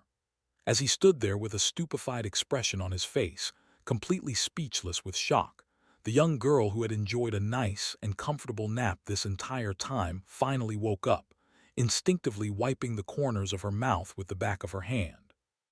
She then asked in a sleepy voice, "Are we there?" For some reason, Chen Ping'an almost burst into tears upon hearing her voice. He hurriedly took a deep breath and calmed himself down. He then gently released his grip on Enning Yao's legs to let her down before turning around and saying with a smile, "This is a temporary hut that I built last autumn. I used to always bring Gookin here to play, and he would always nag me to build something fun for him. So I collected some branches and built a frame. Then I grabbed some leaves and grass to place on top of it. It's fairly sturdy, and it didn't collapse even after 2 bouts of heavy snow last winter." Enning Yao stood up and looked back, and she didn't see the flying sword returning in a disheveled manner. This was a good sign, as it signified that the old ape hadn't found their hiding spot yet. Chen Ping'an told Enning Yao to wait for a moment as he bent down and entered the small hut. After tidying it up a little, he opened the door and invited her in. Enning Yao felt a sense of relief as she sat in the hut that didn't feel too cramped. Chen Ping'an didn't shut the crude wooden door, and he instead sat in the doorway with his back to Enning Yao. "Why aren't you shutting the door?" Enning Yao asked. "It won't make a difference if that old ape finds us," Chen Ping'an shook his head and said. Sitting cross-legged, Enning Yao nodded and said, "That's true." After falling silent for a moment, Enning Yao continued, "You don't have any questions that you want to ask?" Sure enough, Chen Ping'an asked, "Did the old ape use all 3 breaths of qi?" "MHM. However, I've got some bad news for you," Enning Yao replied. "He can break the rules at least one more time, and that's more than enough to deal with us 2 injured people." "Enning Yao, what price will he have to pay?" Chen Ping'an asked. The fragrance of the nearby grass seeped into the small hut, causing the air to feel cool and refreshing. Even though it was slightly humid, Enning Yao felt was already very good. She couldn't ask for too much. Shen thought carefully for a moment before replying, "The old ape has fought 3 times. The first time was when he chased you from Clay Vase Alley to the west side of the small town. He was more cautious at that time, and it was mainly because he was trying to gauge whether you had external support or not. After all, he was afraid that someone was trying to lure him into a trap and target his young mistress from Sun-Scorched Mountain. Thus, he probably only had 3 to 5 years shaved off his lifespan. The second time was when he fought against me by the creek. That probably shaved 20 or so years off his lifespan. The third time he fought us, he probably lost at least 50 years of his lifespan. The next time he fights us, he'll probably lose at least 100 years of his lifespan." There was a bright glimmer in Chen Ping'an's eyes as he pulled a stalk of grass from the ground and flicked the dirt from its roots before placing it in his mouth. "Then we'll call it 180 years. That's already a huge win," he said with a beaming smile. "If I ignore what Kai Jinjian did to me and assume that I can live to 60 years old like most ordinary people, that's already a gain of 2 extra lives. Anyway, I feel like that old ape will become furious, when he thinks about the fact that he sacrificed almost 200 years of his lifespan to deal with me. Enning Yao frowned and said, Chen Ping'an, you really feel like your life is that worthless? Compared to an immortal beast like that old ape who's lived for thousands of years, a peasant potter from a small town like me is naturally not worth anything, Chen Ping'an replied without hesitation. Admitting this isn't shameful. Enning Yao felt extremely stifled after hearing Chen Ping'an's foolish reasoning. Chen Ping'an turned around and said with a smile, Of course, conceding this is one matter, but that doesn't mean that I don't feel wronged at all. Just think about it. We were all equally born into this world, so why should my life be worth nothing? Enning Yao was just about to answer his question and recite a few motivating sayings by the sages to show off her knowledge. Unexpectedly, however, Chen Ping'an quickly answered his own question. He sincerely said to himself, Perhaps I didn't do enough good deeds in my previous life, but I haven't had enough time to do good deeds in this life either. Then aren't I screwed for my next life again? What should I do? Enning Yao picked up the empty green saber scabbard that was resting on her legs and used its tip to lightly prod Chen Ping'an on the back. Chen Ping'an grimaced, and he immediately turned around to look at her with an indignant expression.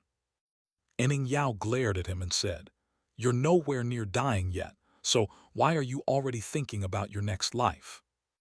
Chen Ping'an hurriedly raised a finger and gestured for her to be quiet. Enning Yao immediately shut up. Chen Ping'an shuffled forward a little, attempting to create some distance between himself and Enning Yao's saber scabbard. Enning Yao wanted to say something, but she didn't know whether she should. In the end, she decided to tell Chen Ping'an the truth, saying in a hoarse voice, Chen Ping'an, have you ever considered this? Even though he's lost 180 years from his lifespan, what was the initial lifespan of this mountain-moving ape from sun-scorched mountain? Gazing at the sky with his back to the young girl, Chen Ping'an replied with a shake of his head. How could he know about such a mysterious thing?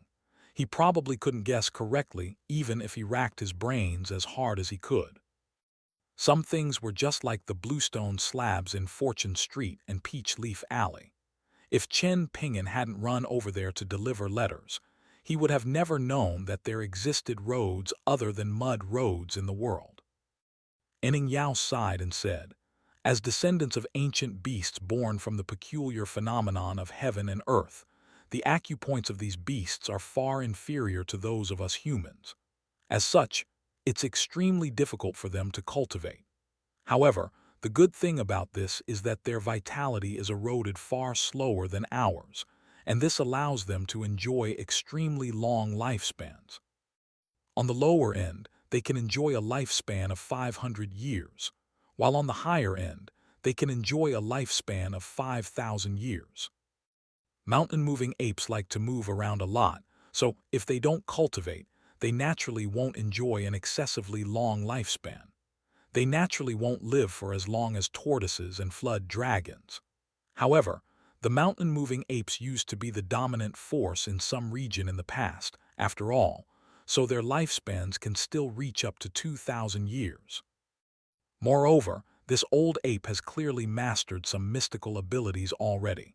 So once he advances to the upper 5 tiers, combined with his 9th tier physique, it's possible that he can enjoy a lifespan of 3,000 years or even 4,000 years, to say nothing of just 2,000 years. Enning Yao looked at the slightly skinny boy in front of her and said, So don't feel like you've lived enough already. Chen Ping'an didn't say anything. Meanwhile, Enning Yao felt a little sad for him. The two of them fell silent. Enning Yao started to feel a little guilty for revealing this secret, and she tried to rack her brain for some words to comfort Chen Ping'an. However, when she started to develop a headache after thinking too hard, she suddenly heard the soft sound of snoring traveling over from in front of her. Enning Yao was stupefied. This was a large residence deep in Apricot Blossom Alley. It was clean and tidy from the outside to the inside, and even the path in front of the courtyard gate was cleaner than those of its neighbors. An old lady whose face could never be described as kindly and benevolent lifted the candle in her hands to make the room a little brighter. She then looked at her grandson with a doting expression, saying for the millionth time, "Why did you run off to the rooftop so late at night again?" As the saying goes, the chill of winter carries into spring. However, you never listened to me. You're still growing now, so what will you do if the chilly weather leaves you with an incurable illness? How will your grandma live then? The stupid young boy replied with a grin. The old woman sighed as she sat down, saying, "Oh, my darling grandson, do you know? In the morning that ungrateful brat suddenly came knocking for heaven knows what reason, with bags of big and small gifts in his hands. You weren't home at the time, so you weren't able to see his expression. Oh, he appeared like a dutiful son and caring father. Your grandma was almost moved to tears." The old woman wore an expression of ridicule as she said this, and she suddenly turned around to spit a ball of thick phlegm on the ground. However, she immediately regretted this, and she hurriedly used the tip of her foot to smoosh it away. Looking up and seeing her grandson's indifferent expression, she was suddenly filled with a sense of anger and irritation. Nonetheless, she couldn't bring herself to hit him, so she could only huff, "Oh, you heartless brat, you don't even know to care for your grandma. Your original name was Mok Shuan, but since you were abandoned by your parents, is your life not a bitter and hard one? So grandma added the character Ku to your name. If you feel like it's too unlucky, you can change it back in the future if you want. It's nothing major, so you don't need to care about what your grandma thinks. Grandma is nothing but an old lady from a small town, and I'm just like a naive toad in the fields. With such a lack of knowledge, it almost serves me right to have such a difficult life." The old woman started to wipe away her tears. Ma Kukshun reached over and placed a hand on his grandma's dry and bony hand.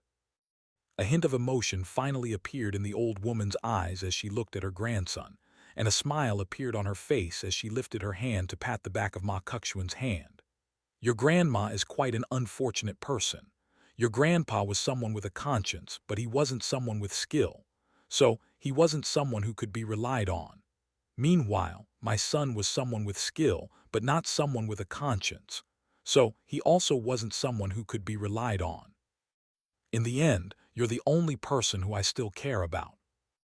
If you don't make some progress soon, your grandma would have truly endured all these hardships for nothing. However, what are a few hardships? Just don't be like your grandma in the future. You definitely have to grow up and make a name for yourself in the future. If someone bullies you, then bully them back 1,000 times harder. You definitely shouldn't become a good person. In terms of being a bad person, it's okay if it's just for a few times. Just don't think about harming others all the time. One needs to be careful of facing punishment and retribution after all, right? The heavens might like to nod off for years on end. But there are ultimately the occasional moments when the heavens open its eyes. If you're unlucky enough to get caught, then ouch." Ma Kukshun had been forced to listen to these ramblings from a very young age, and it was very likely that he had already grown calluses in his ears from listening to all this. In fact, he had probably already gone through several cycles of calluses. However, Ma Kukshun ultimately didn't pull his hand away, and he allowed his grandma to lightly hold his hand. The old woman suddenly asked, "Why do you like that despicable Jai Gui?" "Because she looks good," Ma Kukshun replied with a faint smile. The old woman lightly slapped the back of Ma Kukshun's hand and scolded, "You heartless little maggot! You won't even tell your grandma the truth." Ma Kukshun smiled and said, "Don't worry, Grandma, it's a good thing." The old woman was skeptical, but she decided to drop this topic for the moment, saying, "Do you know why your parents abandoned you?" Ma Kukshun smiled and replied, "Because we were poor back then, so they couldn't afford to raise me." The old woman suddenly raised her voice, screeching, "Poor. For the past 7 or 8 generations, the Ma clan genuinely hasn't been poor. However, we've become accustomed to bowing down to others, so much so that we don't even know how to act as masters anymore. In fact, Our ancestors left an instruction for us. Regardless of how wealthy we become, we can never move our residence to Fortune Street or Peach Leaf Alley. If your wretched parents were poor, would they be able to wear gold and silver every day? Would they be able to enjoy delicacies every meal? Apart from not daring to move to Fortune Street and Peach Leaf Alley, where the 4 surnames and 10 clans are gathered, what comfort haven't they enjoyed? The old woman became angry every time she talked about her son and her daughter-in-law. She chuckled coldly and said, "Those ancestral teachings and instructions are merely things that have decayed in the mud with time. After all these years, what are they still worth? My dear grandson, just ignore them when you make a name for yourself in the future. Grandma has lived for all these years, and I've seen all kinds of wealthy people and poor people. At the end of the day, however, only talentless fools choose to be honest people." Ma Kukchuan wore a dazzling smile, and it was hard to say whether this was because he agreed with his grandma or because he thought her words were farcical. He had always been, and he had always been able to endure hardships and harassment from others. However, when he put his mind to something, he would become so stubborn that even his grandma couldn't persuade him otherwise. The old woman pondered for a moment before running over to see if the courtyard door was locked. She then returned inside and sat back down, saying in a quiet voice, "Ma Kukchuan, don't think that your grandma has been acting strange all these years. Apart from being a midwife and offering charmed water to others, I've also shamelessly collected trash from others. However, everything that your grandma collected was an extremely valuable treasure." Ma Kukchuan wore an exhausted expression at this moment, and it was clear that he was completely uninterested in his grandma's large box of trinkets. However, the old woman continued to explain how she had tricked and swindled others in the past, her expression bright and filled with smugness. Ma Kukchuan suddenly asked, "Grandma, did Chen Pingin's father die in?" The old woman's expression changed drastically, and she hurriedly reached over to cover her grandson's mouth, saying with a stern expression, "Some things can be done, but they can't be talked about." The young boy nodded with a smile, not asking any more questions on this topic. The old woman also lost interest in boasting about her past exploits, and she suddenly looked a little sick and listless at this moment. It was as if something were weighing on her mind, and she would glance out the window at the night sky from time to time. Ma Kukchuan smiled and said, "Grandma, you've been the sorceress of our small town for so many years, and our neighbors in Apricot Blossom Alley all praise you, and say that you can overcome the gap between yin and yang and bring ghosts back to the living world." The old woman rolled her eyes and said, "You actually believe their nonsense. Your grandma is someone who's even afraid of thunder, so will I not be scared to death if I truly see a ghost?" "Don't be afraid, Grandma," Ma Kukchuan said with a smile.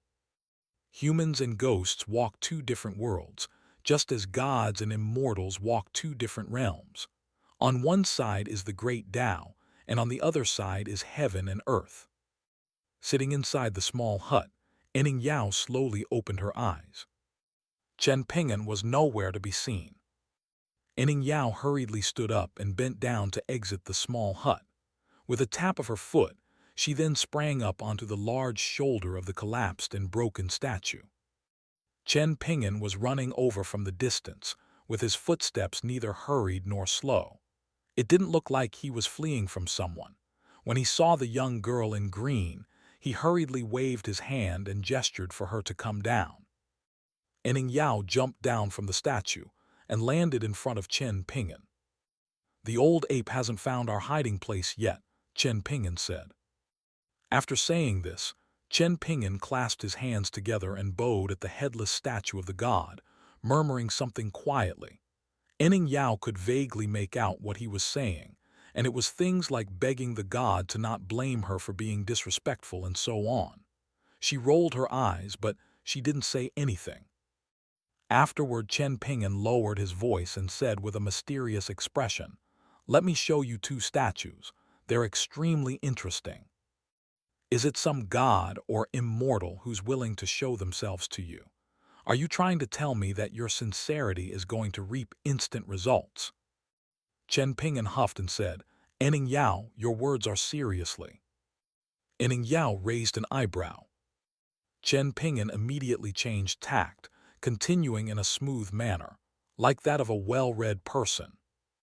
It was as if Enning Yao had suddenly become a different person at this moment. She coughed a few times and reminded herself to remain modest. Chen Ping'an led the way, and Enning Yao quietly followed after him. She unconsciously raised a finger and massaged her glabella. She had truly walked a tightrope between life and death. After a long mental battle with herself, she took a deep breath and weakly uttered 2 words, "Thank you." Chen Ping'an had been keeping his eyes peeled and his ears open the entire time, so he naturally heard Enning Yao's sudden words of gratitude, even though in his mind he didn't feel like she needed to thank him. Instead, he was the one who should have thanked her. However, Chen Ping'an truly didn't know where to start, so he decided to ignore this matter altogether. Chen Ping'an suddenly stopped in his tracks. He looked toward the south in a daze and muttered, "What if the old ape has already been kicked out of this small world by Mr. Qi? And that's the reason why he hasn't found us yet. What should we do then?" Enning Yao didn't know what to say to this. Chen Ping'an continued to walk forward, not showing any signs of feeling unwell. Enning Yao quickened her pace and walked up beside him, asking, "Chen Ping'an, are you okay?" Chen Ping'an shook his head and replied, "I'm fine. I know that some things are just and there's nothing we can do to change it." He hadn't gone to school before, so he naturally didn't know that phrase that completely captured his emotion at this moment. A limit there exists to everyone's ability. Enning Yao suddenly came to a stop. When Chen Ping'an turned around in puzzlement, she pointed at the red mark on her glabella and said, "I know that you're curious but don't have the courage to ask. So let me tell you the truth. This is my trump card. Is the old ape from Sun-Scorched Mountain powerful? He's bullied us to a very miserable state, right? However, inside the acupoint on my glabella is the birthday present that my mother gave me for my 11th birthday. It's my bonded treasure, and once I unleash it, not only will the old ape die but—" She suddenly paused at this moment, and she eventually decided to directly skip over it, continuing, "I'm saying all this because I want to tell you something. The world is very big, so don't underestimate yourself and don't become discouraged. Aren't you already practicing martial arts now? Why don't you practice swordsmanship as well?" "You know how to teach sword techniques?" Chen Ping'an asked. Enning Yao replied with perfect assurance, "My talent is far too great, and I also started to practice sword techniques from a very young age. So, my skill level is also rising extremely quickly. In terms of teaching others sword techniques, however, I don't even know where to start." Chen Ping'an scratched his head. Enning Yao pondered for a moment before saying with a serious expression, "Even if I want to give my flying sword to you, the flying sword definitely won't agree. Moreover, I don't want to humiliate it like that either. In my hometown, we view swords with spirits as equals and like-minded beings." In the end, Enning Yao removed the snow-white sword scabbard from her waist and said, "But I can give this sword scabbard to you." Chen Ping'an was baffled and he asked, "Why?" Enning Yao firmly patted Chen Ping'an's shoulder and said in a meaningful manner, "Since you already have a sword scabbard, will you be far away from becoming a sword immortal?" Chen Ping'an dazedly accepted the empty sword scabbard, his expression dumbfounded as he uttered, "Say what?" Enning Yao strode forward. She felt like she had just done something extremely natural and dashing. This was all there was to it.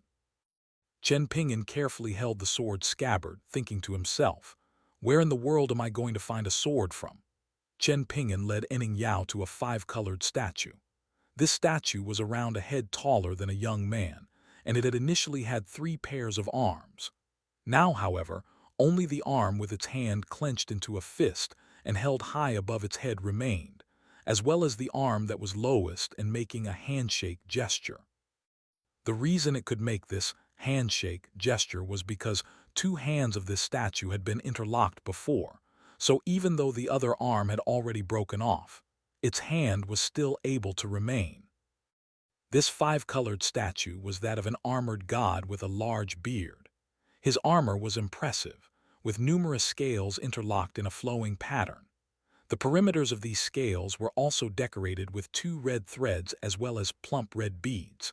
In terms of looks alone, the gulf between this suit of armor and Liu Xianyang's ugly suit of wart armor was like the gulf between Zhai Gui and Granny Ma.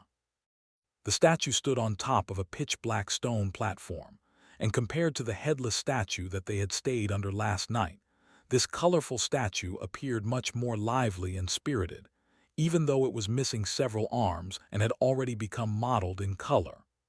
Most importantly, two of the statue's hands were interlocked in an extremely strange position near its waist.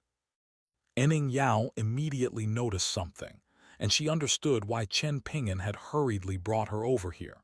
She nodded and said, "It does indeed look a bit like the standing meditation stance from the mountain shaking guide. However, it's a little bit different from the sword furnace stance from the guide." She pondered for a moment before asking, "Can we find its other arms nearby?" Chen Ping'an squatted down and shook his head in pity. "I've tried to look for them before. However, I wasn't able to find anything. They're most likely been broken by the children trotting all over them when playing hide-and-seek here. After so many years, I feel like these statues of gods have already experienced all kinds of hardships and beatings. Just look at this one. There's a large chunk missing from his fist up there, and there are also many cracks on the side. It's clear that his fist has taken a beating from slingshots or stones thrown at him. The children in the small town are all. The more that their guardians prohibit them from coming here to play, the more that they enjoy sneaking here to catch crickets and dig up wild vegetables. This is especially the case when winter arrives and snow falls. Dozens of them will come here to have snow fights, and that's truly a scene that's as lively as can be. After playing to their heart's content, will they still have the effort to worry about anything else? The children also like to compete with each other, and they try to see who can climb to the top of these statues. There are even some children who like to take a leak after climbing on top of these statues' heads, and they'll compete to see who can pee the furthest. So just think about it. After so many years, how can there still be a complete and undamaged statue? In fact, there used to be a few wooden statues here when I was still little. However, I heard that there was someone who was too lazy to enter the mountains to collect firewood, so they eventually turned their attention to these statues. When winter arrived, he secretly snuck over and dragged the statues back to his house. He then chopped them up and used them as firewood. Chen Ping'an continued to rattle on, and there was a sense of dejection and sadness in his voice as he said, "Old man Yao gave me the cold shoulder and said that I didn't have the aptitude for firing pottery at the time, so he shooed me off to the mountains to collect firewood. If I had known that there was someone like that in the small town, I would have definitely gone over to persuade him against his plans. If that didn't work, I could have even offered to collect firewood for him.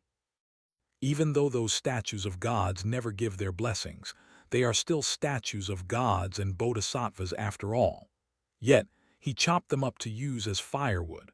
How could someone do something so immoral?"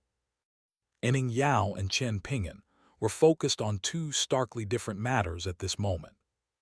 With one hand pinching her chin and one hand resting under her elbow, there was a glimmer in Enning Yao's eyes as she said, "If my guess isn't wrong, the sword furnace from your mountain shaking guide is derived from this statue's stance.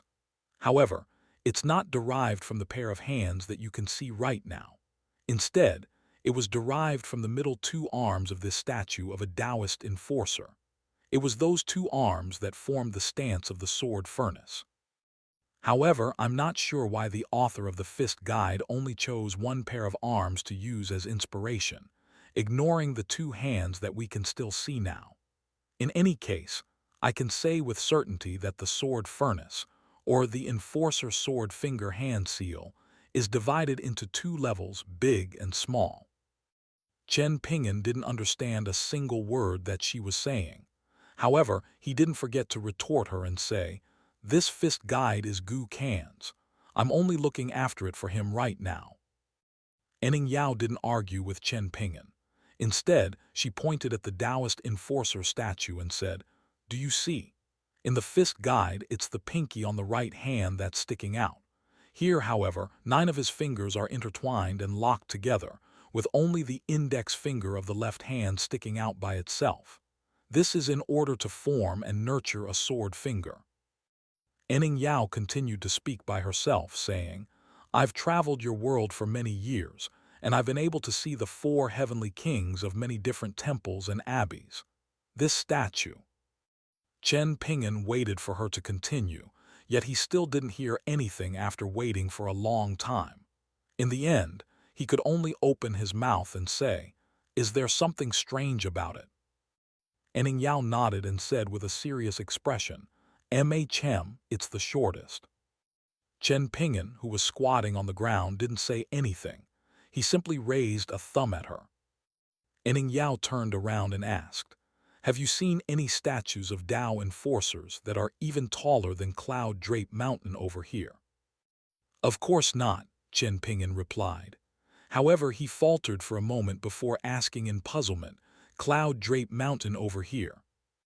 Enning Yao came to a sudden realization, and she explained, "It's the tallest mountain in this place.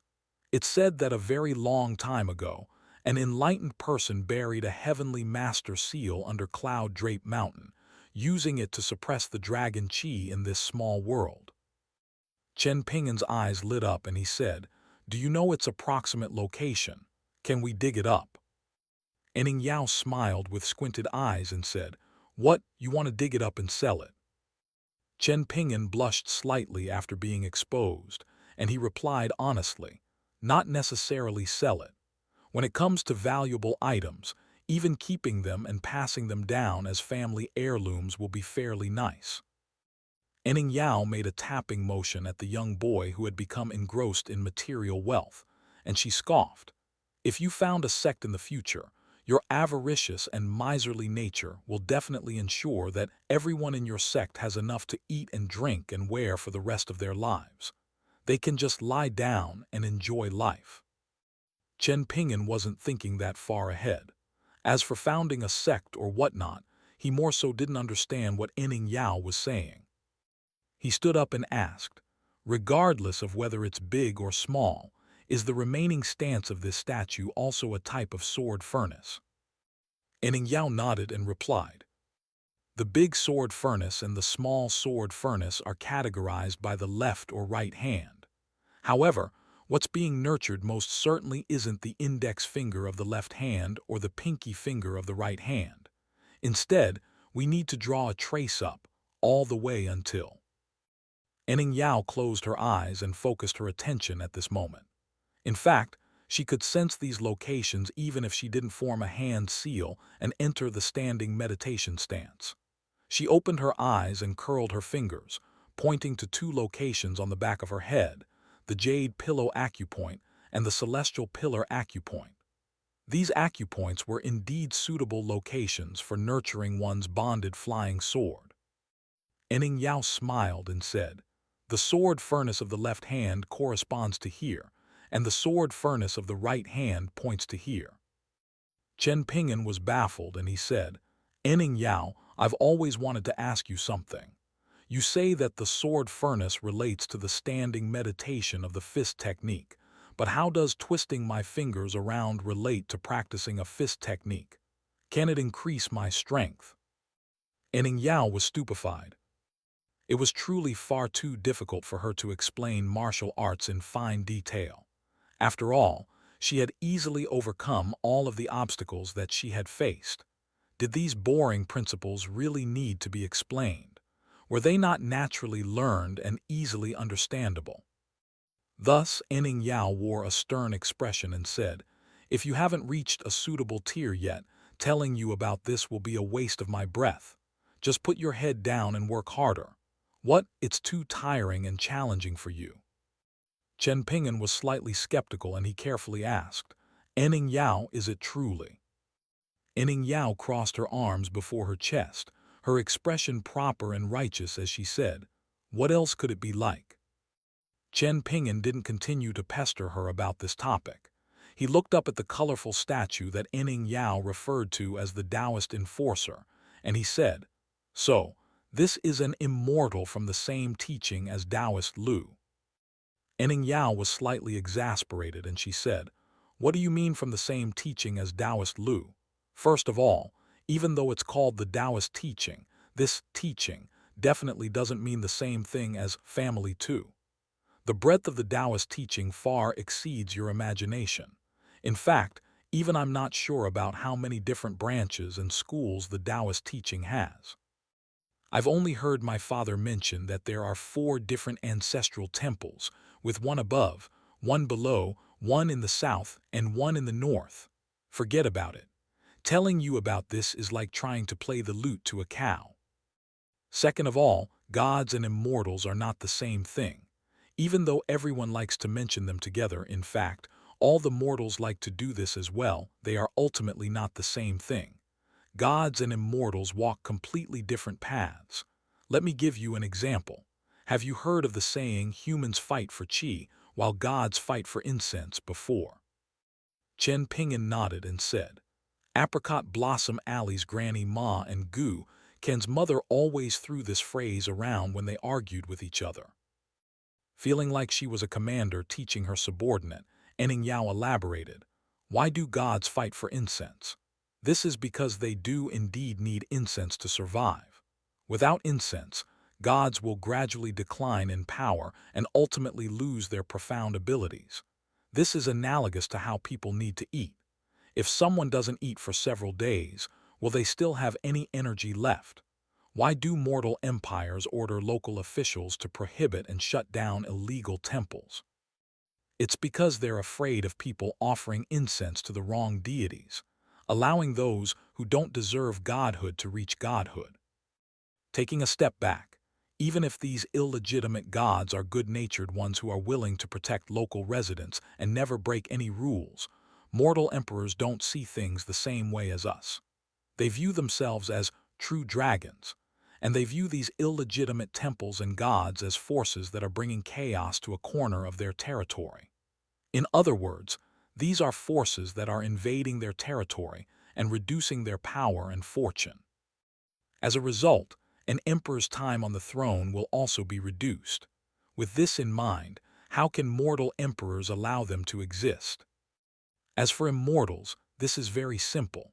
The large majority of outsiders that you see are immortals. In fact, even the old ape from sun-scorched mountain can be regarded as half an immortal. They've all arrived on this path of great Tao using their own abilities, and they're all trying to climb this mountain to reach a state of immortality that rests at the summit. Cultivators are also referred to as qi refiners, and cultivation is also referred to as a process of cultivating immortality or cultivating truth. Then is this Taoist enforcer a god or an immortal? According to your explanation, he should be regarded as an immortal from the Taoist teaching, right? Chen Ping'an asked. Enning Yao wore a solemn expression as she lightly shook her head. She didn't delve any deeper into these secrets. She suddenly furrowed her brows. A small stone mysteriously shot over, forcefully smashing into the raised fist of the Taoist enforcer and causing several clay shards to rain down. Enning Yao waved her hands and pushed the clay pieces away. Chen Ping'an stood up and followed Enning Yao's gaze. Turning around, he saw an unexpected figure. This was a short and tanned young boy. He was squatting on a distant statue, and he was tossing a stone in one of his hands. Chen Ping'an stood up beside Enning Yao and he said in a soft voice, "He's called Ma Kuxuan and he's Granny Ma's grandson. He's a very strange person, and he's never liked to talk from a very young age. The last time I saw him by the creek, he even came up to me and actively spoke to me. It was clear that he already knew the value of the snake gall pebbles." Ma Kuxuan stood up and continued to toss the stone in his hand. He flashed a brilliant smile at Ening Yao and Chen Ping'an, and he said, "If I go to the Li clan's residence in Fortune Street and tell that old ape from Sun-Scorched Mountain that I've found you too, I reckon that I'll be able to earn a pouch of copper coins no matter what. However, I can pretend that I didn't see anything if you two are willing to offer me 2 bags of copper coins. Let me say this first, though. This is merely a transaction, so don't have any thoughts about trying to kill me. There are so many gods and bodhisattvas observing us, so be careful of getting bad karma." Ening Yao was quite angry, and she was just about to speak.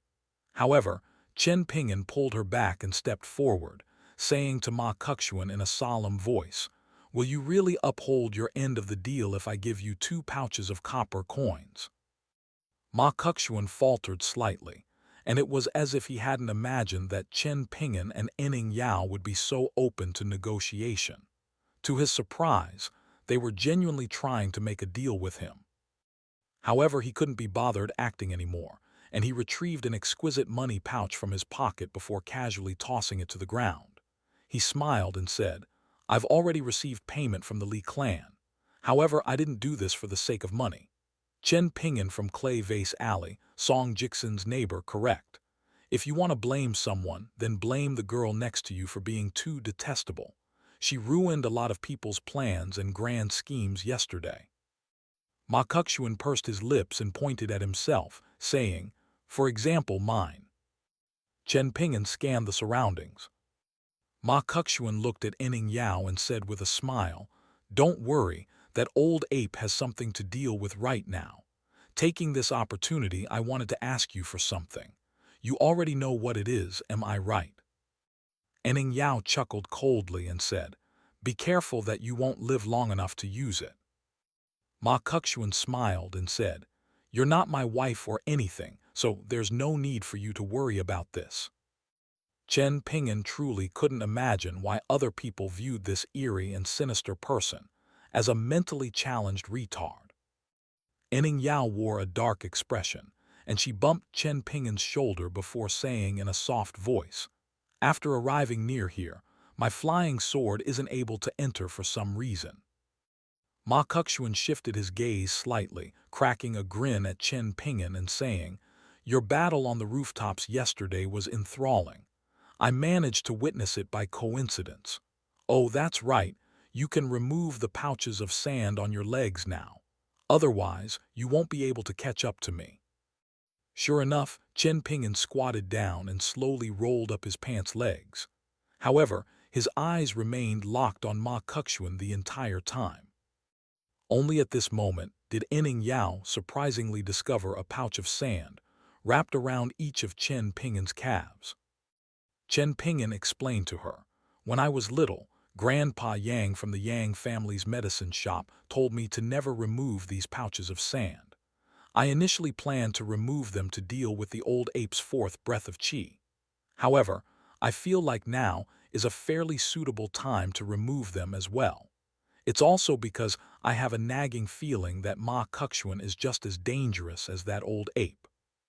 Ma Kexuan deftly jumped down from the statue, and he took a glance at the young girl in green before muttering to himself, "I thought I would only come across my first Dao enemy after leaving the small town. Who knew I would meet one so quickly? Haha, I truly can't stop my good fortune." Ening Yao suddenly asked Chen Ping'an, "Was he also whipped in the face by cow tails when he was little?" Chen Ping'an stood up and lightly stomped his feet several times. After carefully thinking over Ening Yao's question, he replied, "Granny Ma's very rich, so in my memory, the cows that they owned were all especially large.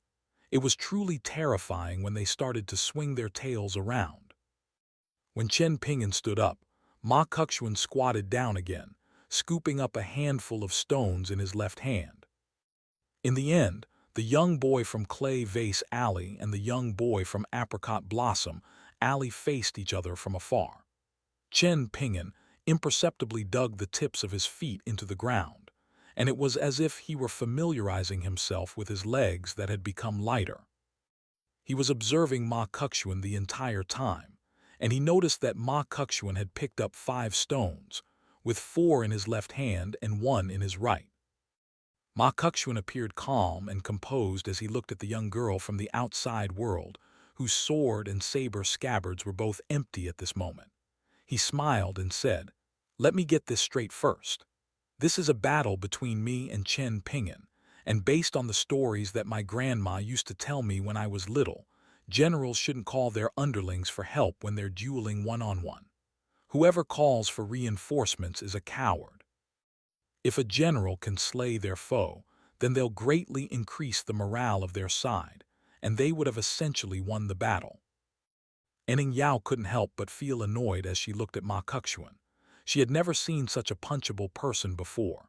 Even though Clay Vase Ali's Song Jixin was also scheming and liked to show off his knowledge, he at least looked like a young scholar.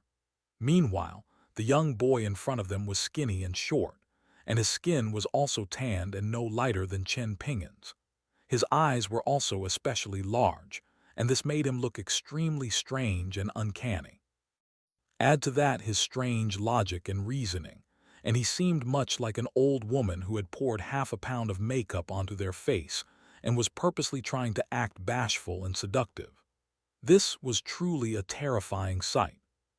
Chen Ping'an didn't utter any threats to Ma Kukshun, and he simply bent down slightly before suddenly exploding forward, with his speed as quick as a galloping horse as he charged at the young boy from Apricot Blossom Alley.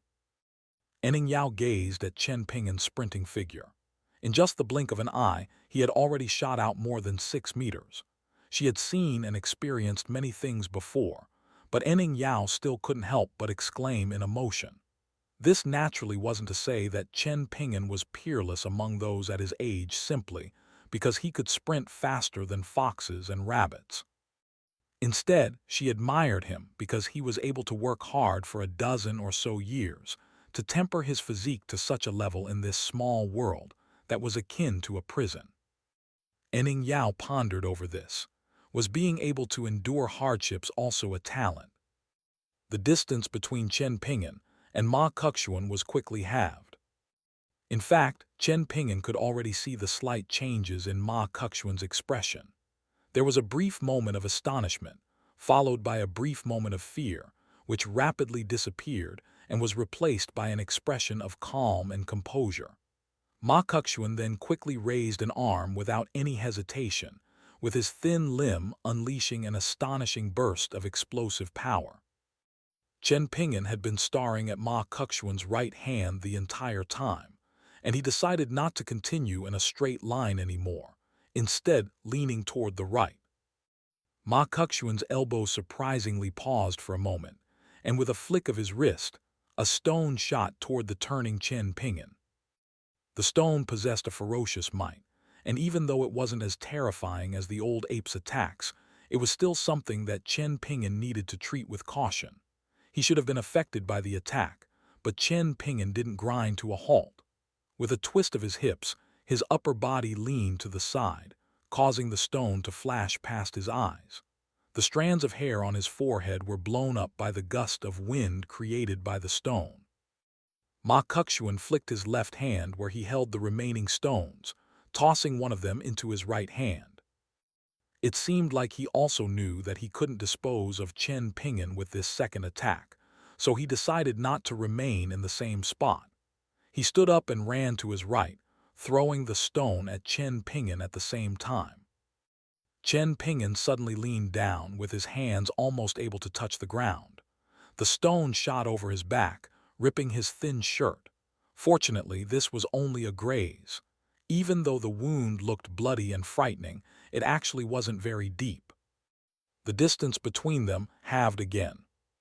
At this moment, Ma Kukshun also realized that he should retreat and increase the distance between them. However, Chen Ping'an was far too quick, so much so that Ma Kukshun's hurried retreat appeared slow and clumsy in comparison. As Chen Ping'an drew closer, his resolute and clear gaze also became increasingly piercing. In contrast, a hint of hesitation flashed across Ma Kukshun's eyes. Should he abandon this opportunity to attack and retreat instead?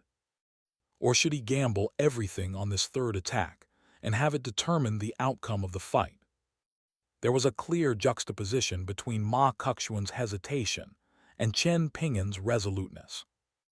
At this moment, did Chen Pingin still look like a foolishly kind young boy from Clay Vase Alley? In this moment of life and death, Ma Kexuan took a step back and swung his arm. It was clear that he believed in his own abilities. To say nothing of fighting with others, this reclusive young boy had never even argued with others before. Ever since he was little, he had never liked to hang out with others at his age, for example, Chen Pingin and Gu Kan. He appeared more like a wild cat who liked to run around by himself. When he became bored, he liked to grab a handful of stones and throw them as he walked. Of course, he would throw them very lightly, and it would look like he was simply playing. Thus, no one took this seriously. However, when Ma Kexuan was alone on the banks under the covered bridge, he would skip stones across the surface of the water using slightly flatter stones. He could often have them skip more than a dozen times and strike the bottom surface of the stone arch bridge on the opposite bank, causing them to shatter. This was a clear indication of the dexterity of his hands and the power of his arms. Ma Kexuan would often squat on top of the Azure Cow Ridge as well, using stones to strike the fish in the water. Regardless of whether these stones hit their target or not, they would almost never cause a splash. As a result, there would often be the mangled corpses of several birds lying on the roof or in the courtyard of that residence in Apricot Blossom Alley. There were only a dozen or so meters left between Chen Pingin and Ma Kexuan. When dodging Ma Kexuan's two attacks just then, Chen Pingin's movements could be described as more on the side of agile and light. He hadn't revealed any powerful muscles or limbs, and he was instead like a flittering leaf. However, when Chen Pingin and Ma Kexuan were about to collide, Chen Pingin finally revealed his powerful side. He took 3 large strides that were both aggressive and powerful, with his feet appearing like hammers striking iron billets when they landed, and appearing like claws that could lift mountains when they rose. After these 3 large strides, the 2 young boys were almost face to face. Ma Kexuan didn't have enough time to throw another stone. Logically speaking, he had already lost his best opportunity.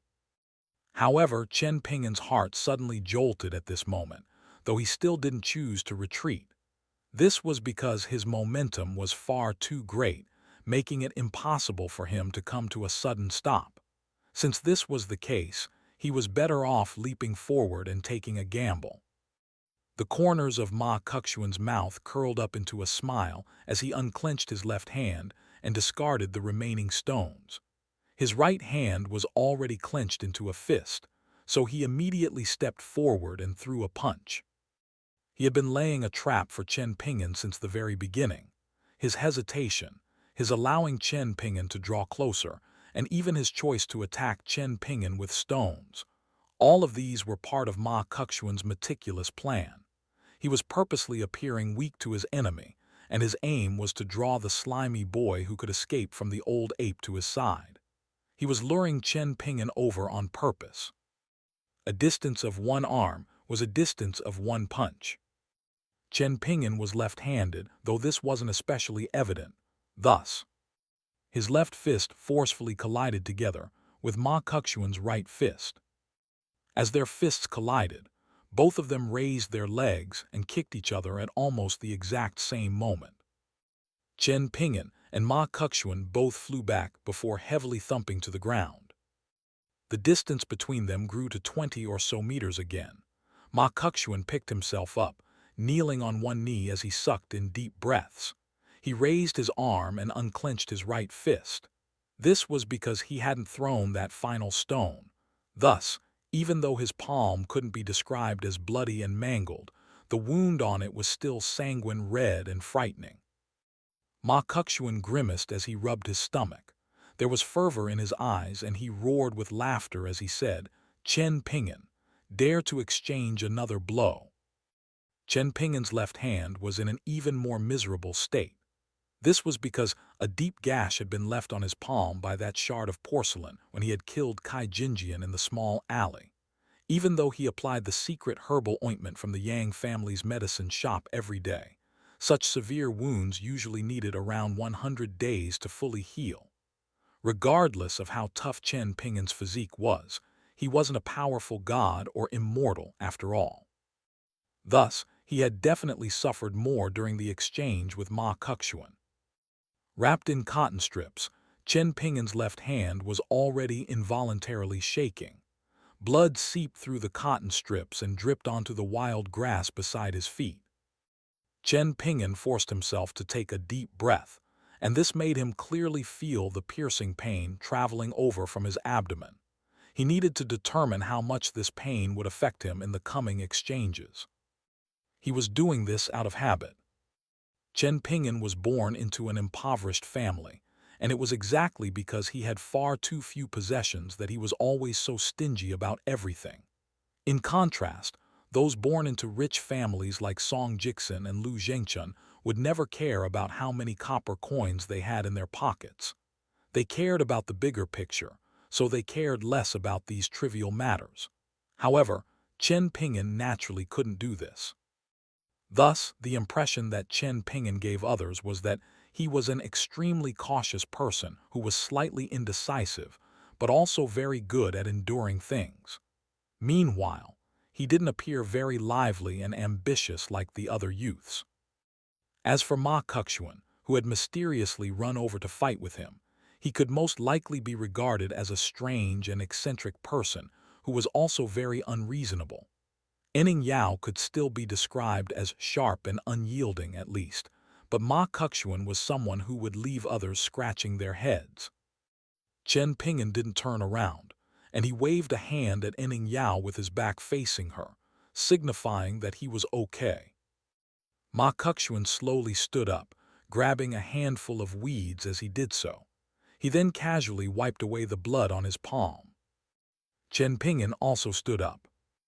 Ma Kexuan dashed forward first, with his explosive power so great that he left 2 pits where he had stood just then. Ma Kexuan, who looked like a skinny monkey, was unfathomably quick as he dashed forward and leaped into the air, with his knee slamming down at Chen Pingin. Chen Pingin slammed his fist into Ma Kexuan's flying knee. However, the lunging Ma Kexuan also leaned forward and threw a lightning-quick jab, striking Chen Pingin on the forehead. At the same time, his bent knees instantly straightened and smashed into Chen Pingin's chest. It was as if Chen Pingin had suffered a hammer strike to his head and a sledgehammer to his chest, causing him to involuntarily fall backward. Ma Kexuan tumbled in the air before landing on his feet and continuing to dash forward with a wicked smile. He arrived before the half-squatting Chen Pingin in no time, and he immediately launched another kick. Chen Pingin raised his arms to block, with his left arm on the outside and his right arm on the inside. He stubbornly protected his face and chest. Chen Pingin was sent flying by Ma Kexuan's kick. However, his center of gravity had been extremely low, and he had also protected his weak points, so the outcome wasn't a bloody and miserable one. He continued to tumble along the ground. Ma Kexuan didn't relent, and he continued to charge forward. When Chen Pingin finally stopped rolling, he landed in a half-kneeling position with his knees bent and his body leaning forward, preparing him for a forward thrust. It was hard to say whether this was on purpose. Ma Kexuan's expression faltered. In the next moment, Chen Pingin shot forward like an arrow released at full draw, instantly arriving before Ma Kexuan. His speed was so quick that he seemed like a completely different person compared to just then. Appearing weak to the enemy. Chen Pingin also knew how to do this. Ma Kexuan didn't even have the time to throw a punch as Chen Pingin thrust his shoulder into his chest. Ma Kexuan stumbled back, with another bout of agonizing pain traveling over from his stomach. He instinctively bent over, yet his left temple was immediately struck by Chen Pingin's swinging forearm, the force of the strike so great that he was sent flying in a peculiar manner, with his feet trailing behind his body as he flew sideways.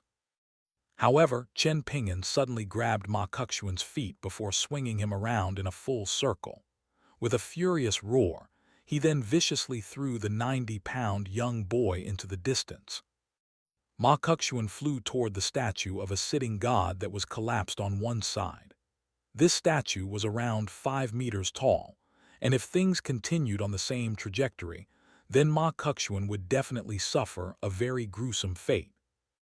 However, Ma Kexuan didn't rely on any external help, as he created a surprise for himself. His feet landed on the head on the statue one before another, and he instantly bent his knees to absorb the impact before immediately straightening them again, causing him to shoot forward thanks to the huge rebounding momentum. He dashed toward his opponent in the distance. This was extremely similar to what Chen Ping'an had done just then. However, Ma Kexuan's eyes suddenly widened in shock and terror. What greeted him was the sight of Chen Ping'an standing there, with one arm raised and holding a short dagger that had seemingly appeared out of nowhere. The tip of the blade was directly pointing at the fast-arriving Ma Kexuan. When people uttered the words, "seeking death," this was probably the kind of situation they were talking about. No. Even though Chen Ping'an's arm was shaking violently, the way he held his dagger would still ensure that Ma Kexuan's body was cleanly run through. The only difference would be whether the blade entered through his arm, head, or chest. Ma Kexuan was facing a perilous situation, and he was gripped with a sense of extreme shock and fear. However, he didn't have any intention of giving up. He twisted his body with great difficulty, determined to protect his vitals from the fast-approaching blade. Right at this moment, a tall figure appeared between Chen Ping'an and Ma Kexuan. This was a middle-aged man with a sword strapped to his back and a tiger talisman tied to his waist. Chen Ping'an wasn't able to see what he did, but in a flash, Ma Kexuan rotated in the air and landed on his feet, with his body fully upright as he stood beside the man. The man turned around to look at Chen Ping'an, who had taken a step back with the dagger still in his hand. There was unconcealed approval and appreciation in his eyes as he chuckled softly and said, "You both did quite well." Blood seeped from the corners of Chen Ping'an's mouth, and he took another step back. The man smiled when he saw this, and he said in suggestion, "Since I stepped in to save Ma Kexuan, I'll repay you by doing you a favor. After I leave, I'll convince the mountain-moving ape from Sun-Scorched Mountain to abandon his pursuit of you too. How does that sound?"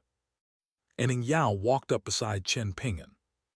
The martial artist from True Martial Mountain took a deep look at Enning Yao. He then turned to Chen Ping'an and said, "You don't have the right to bargain with me.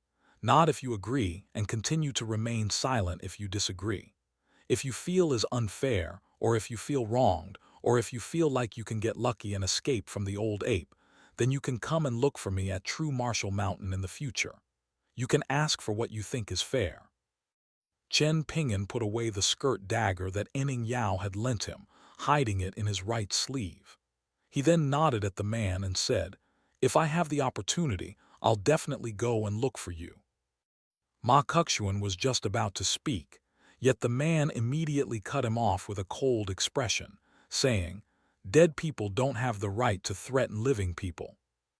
Ma Kexuan tightly pursed his lips, however. He really did lower his head and remain silent. The master and disciple from True Martial Mountain slowly disappeared into the distance. Chen Ping'an plunked down on the ground. Enning Yao hurriedly bent down and asked in concern, "How are you feeling? Where are you hurt the most? Will the prescription from Taoist Lu still be useful?" With his face battered and bruised and his body filled with internal injuries, Chen Ping'an wore a bitter expression as he replied, "It should be fine. At the very least, I can still tell what area hurts, which means that my wounds aren't too severe. Oh, that's right, if the old ape comes over at this moment. Then we'll let him come over." Enning Yao also decided to sit down, a smile on her face as she said, "You were here to fight for us just then, so I'll also be here to fight for us at that time. What's there to be afraid of?" Chen Ping'an silently swallowed the second half of the sentence that he hadn't spoken yet. Ning Yao's smile suddenly became dazzling, and she raised two thumbs at Chen Ping'an and said, "That was very impressive." At this moment, the impoverished young boy who had never viewed himself as impressive before forcefully tried to contain his smile. He purposely tried to make himself appear more nonchalant and carefree. In reality, however, nothing could wipe the happiness from his face. The young boy felt extremely proud as he sat in the spring breeze. Walking through the desolate mountains where foxes and rabbits thrived, the man with the sword strapped to his back suddenly stopped in front of a tombstone. He walked up beside the tombstone, which stood in front of a small dirt mound, and squatted down next to it, removing the weeds that were growing around it and revealing its true appearance. The characters on it had already become fuzzy, and only less than half of it could still be deciphered. The man sighed and said, "The divine Tao is collapsing, and the ritual and music system is flourishing. The battle between the 100 schools of thought is about to begin." When the man stood up, he saw that his disciple, who was still yet to become a formal disciple of true Martial Mountain, facing the direction that they had come from. Blood was seeping from Ma Kexuan's mouth, ears, and nose, causing his tanned face to appear especially wicked and terrifying. He used his forearm to roughly wipe his blood away before continuing to stare in that direction. "Ma Kexuan, according to the excuse you gave me before, you wanted to head over there because of that young girl from the outside world. You told me that she teamed up with the prince and eunuch from Great Sway Nation and used her flying sword to kill your first master. You told me that this left a knot in your heart, so you needed to find her to exact revenge. I felt like your request was reasonable, so I didn't stop you from going. I allowed you to take control of your own life and death. After all, being able to encounter such Tao enemies is both a danger and an opportunity for us cultivators and martial artists." The man's voice became solemn, and he showed no signs of being lenient on his disciple just because he was talented. "However, you targeted the young boy from Clay Vase Alley instead. Why? I already told you before that martial artists from True Martial Mountain, especially swordsmen, definitely shouldn't attack and kill innocent people for no reason." Ma Kexuan sidestepped the question, and he instead replied with a question of his own, asking, "Are martial artists most able to ignore karma and preordained fate?"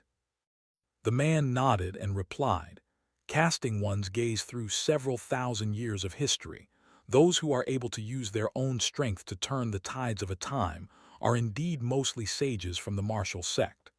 I'm not saying this on purpose simply because I'm a martial artist as well." The man kept his gaze on Ma Kexuan, not planning to let him shrug off his question. If Ma Kexuan were a bloodthirsty person who enjoyed preying on the weak, why would he accept such a disciple for True Martial Mountain? In mortal empires, martial artists relied on fighting on the battlefields to raise their cultivation base.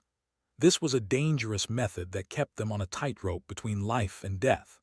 Once they lost control of their true selves, it would be extremely easy for them to fall into demonic ways. At that time, just how easy would it be for these martial artists who held profound military power to massacre cities and destroy nations? The martial sect and the Confucian sect were the two towering pillars that held up the mortal empires and ensured peace. If a revered and powerful martial artist went down the wrong path, then the higher their cultivation base and the higher their position, the more damage they would be able to inflict on a mortal empire. There were many bloody lessons recorded in the history books. Just how difficult was it to win over public opinion? And just how easy was it to lose public opinion? Even though this was a remark made by a Confucian sage, there was no shortage of martial artists who had earnestly studied Confucian teachings. They all deeply agreed with this remark. Perhaps Ma Kexuan noticed the increasingly heavy atmosphere. However, he wasn't in a hurry to explain himself, and he lightly cupped an ear with his hand. This strained his wound, and it instantly caused him to suck in a deep breath and grimace in pain. He relaxed for a moment before putting his hand down and looking at the puddle of blood on his palm. Only at this moment did he say, "He's called Chen Ping'an, and his father died when he was still very young. Before he passed away, that man was a famous potter in the small town. He was extremely good at his craft, and he was also a very honest person. However, he suddenly died one day, and his corpse was never found either."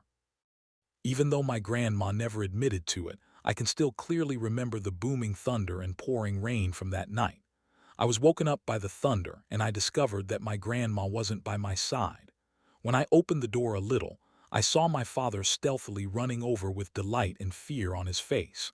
That was a very strange expression. My mother kept patting him on the back, and she couldn't wipe the smile from her face. She was truly beside herself with delight. Ma Kukchuan unconsciously frowned as he tried to recall that bleak memory, and he continued, "Only my grandma remained silent, and she didn't look too happy either. Not only that, but she even scolded my father angrily, saying, 'Do you think she'll marry you just because her husband died? Why don't you take a piss and use it as a mirror to look at yourself?' The Chen clan from Clay Vase Alley has only had a single child for many generations, so aren't you afraid of pushing all three of them to death?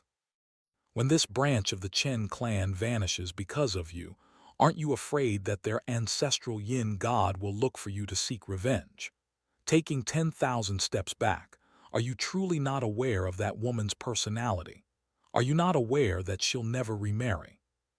My father wore a sheepish grin at that time, and he probably thought that he had committed to it already and was soon about to obtain his reward. So, he didn't pretend to be remorseful or sorry. In the end, my grandma pointed at my mother and viciously scolded her. However, my mother doesn't have a good temper either, so the two of them almost got into a fight in the main hall. My father is the type of person who's fond of the new and tired of the old, so everyone in the neighborhood disliked him at the time. He naturally helped my mother instead of my grandma, and in the end, my grandma sat down on the floor and beat her chest in grief. She lamented to that plaque as she cried, and she said that the Ma clan had accepted a huge troublemaker in my mother into the clan. She cursed them and said that they would die in discontent and regret. After listening to Ma Kukchuan's explanation, the man asked, "You want to collect the intangible karma from their evil deeds for yourself. You wish for your father and grandma to eventually die in peace." Ma Kukchuan grinned and said, "I truly don't have any feelings toward my father and mother. However, I can't help but worry about my grandma. She's not willing to come to True Marshall Mountain with me, and she said that she definitely has to be buried next to Grandpa when she passes away. So, if she goes to the distant True Marshall Mountain, she'll definitely have to burden me with a trip back to the small town in the future." Moreover, she heard others say that one would have to traverse a difficult yang path after they died, and she certainly didn't want to experience this after experiencing so many hardships while still alive. "That's understandable," the man said. "However, you're still in the wrong. Only this once and never again, understood?" Ma Kukchuan pursed his lips, a cold expression on his face. He didn't shake his head and talk back, but he didn't nod and agree either. The man smiled and poured more salt on Ma Kukchuan's wounds, saying, "How did it feel to be held down and beaten by someone the same age as you?" "If Chen Ping'an hadn't pulled out a fucking dagger, how could I have lost to him?" Ma Kukchuan replied indignantly. "From the beginning to the end, I only used 70% of my strength, if I wasn't trying to toy with him." The man chuckled in ridicule and said, "Toy with him? Spare me. Was your plan not to kill him with 70% of your strength so that the young girl would underestimate you? And then you could kill her as well afterward, hitting two birds with one stone. Quite ambitious of you." Ma Kukchuan's face flushed slightly red. However, he remained stubborn and he said in anger, "Just whose master are you?" The man roared with laughter. The two of them set off again, heading toward the small town. "Compared to Sun-Scorched Mountain, is True Marshall Mountain taller or shorter?" Ma Kukchuan asked. The man smiled and replied, "Do you want to hear the truth or the lie?" Ma Kukxuan raised a brow and said, "What's the lie?" "They're around the same," the man replied. Ma Kukxuan sighed in grief, and he felt like he was truly unfortunate when it came to meeting new people. His first master had mysteriously died in Dragon Riding Alley, while his second master wasn't very powerful, yet had a whole heap of rules. The man smiled and continued. On the surface, Sun-Scorched Mountain is one of the fundamental sects of Sword Tao.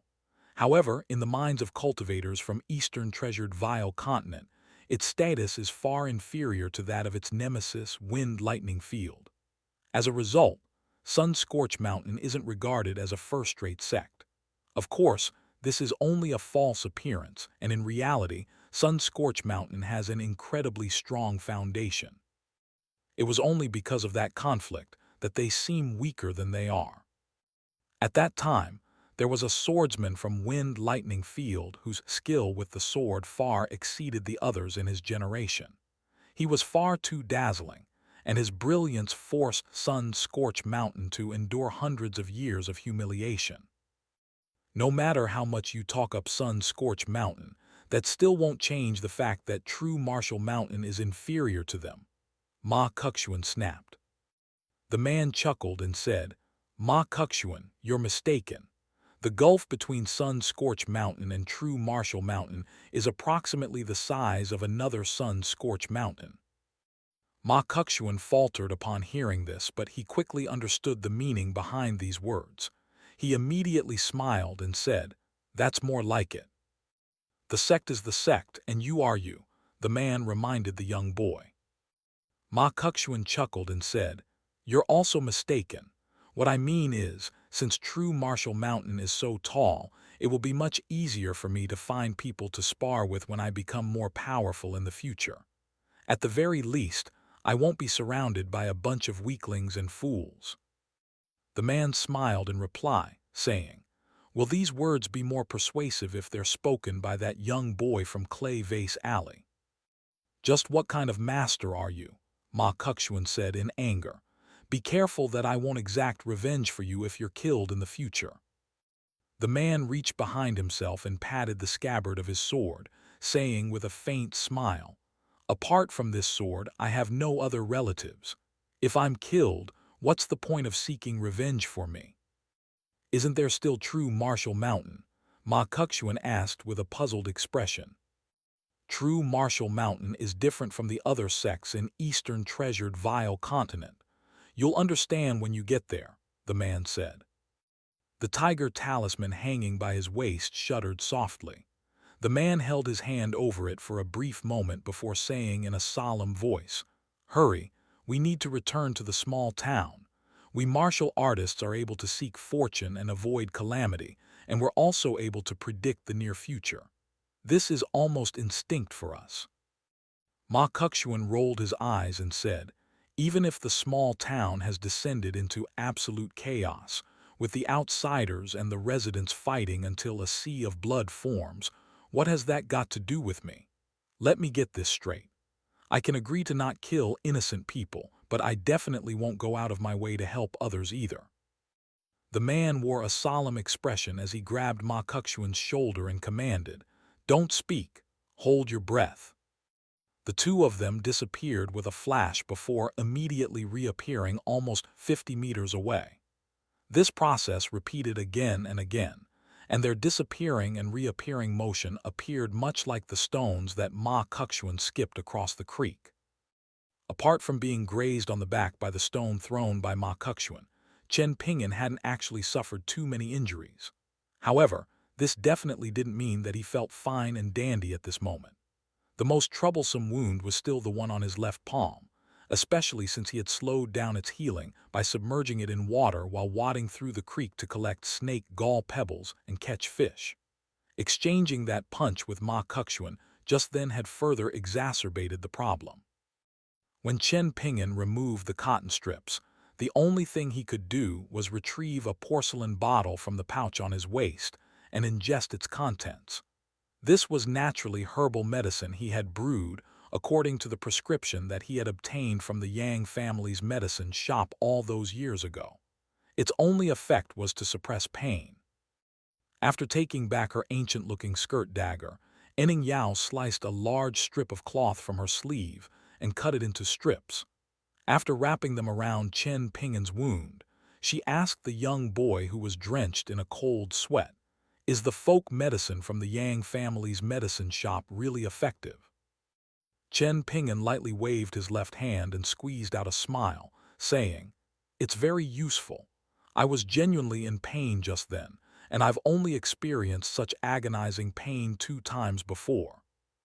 "Even the bones in your hand were visible. How could you not be in pain?" Enning Yao scolded. "Do you think you've attained the Vajra body of Buddhist arhats, or perhaps the untainted physiques of Taoist true lords, who forced you to act brave, who forced you to fight Ma Kexuan one-on-one? Didn't he want a duel? Sure thing. He can fight the two of us by himself. What's wrong with that? Even I don't find that embarrassing, yet you've become addicted to playing the hero, haven't you? I know, why don't you challenge the old ape from Sun-Scorched Mountain to a one-on-one battle as well? And I'll even continue to clap and cheer for you." Chen Pingin was just about to interject and explain his reasoning to her.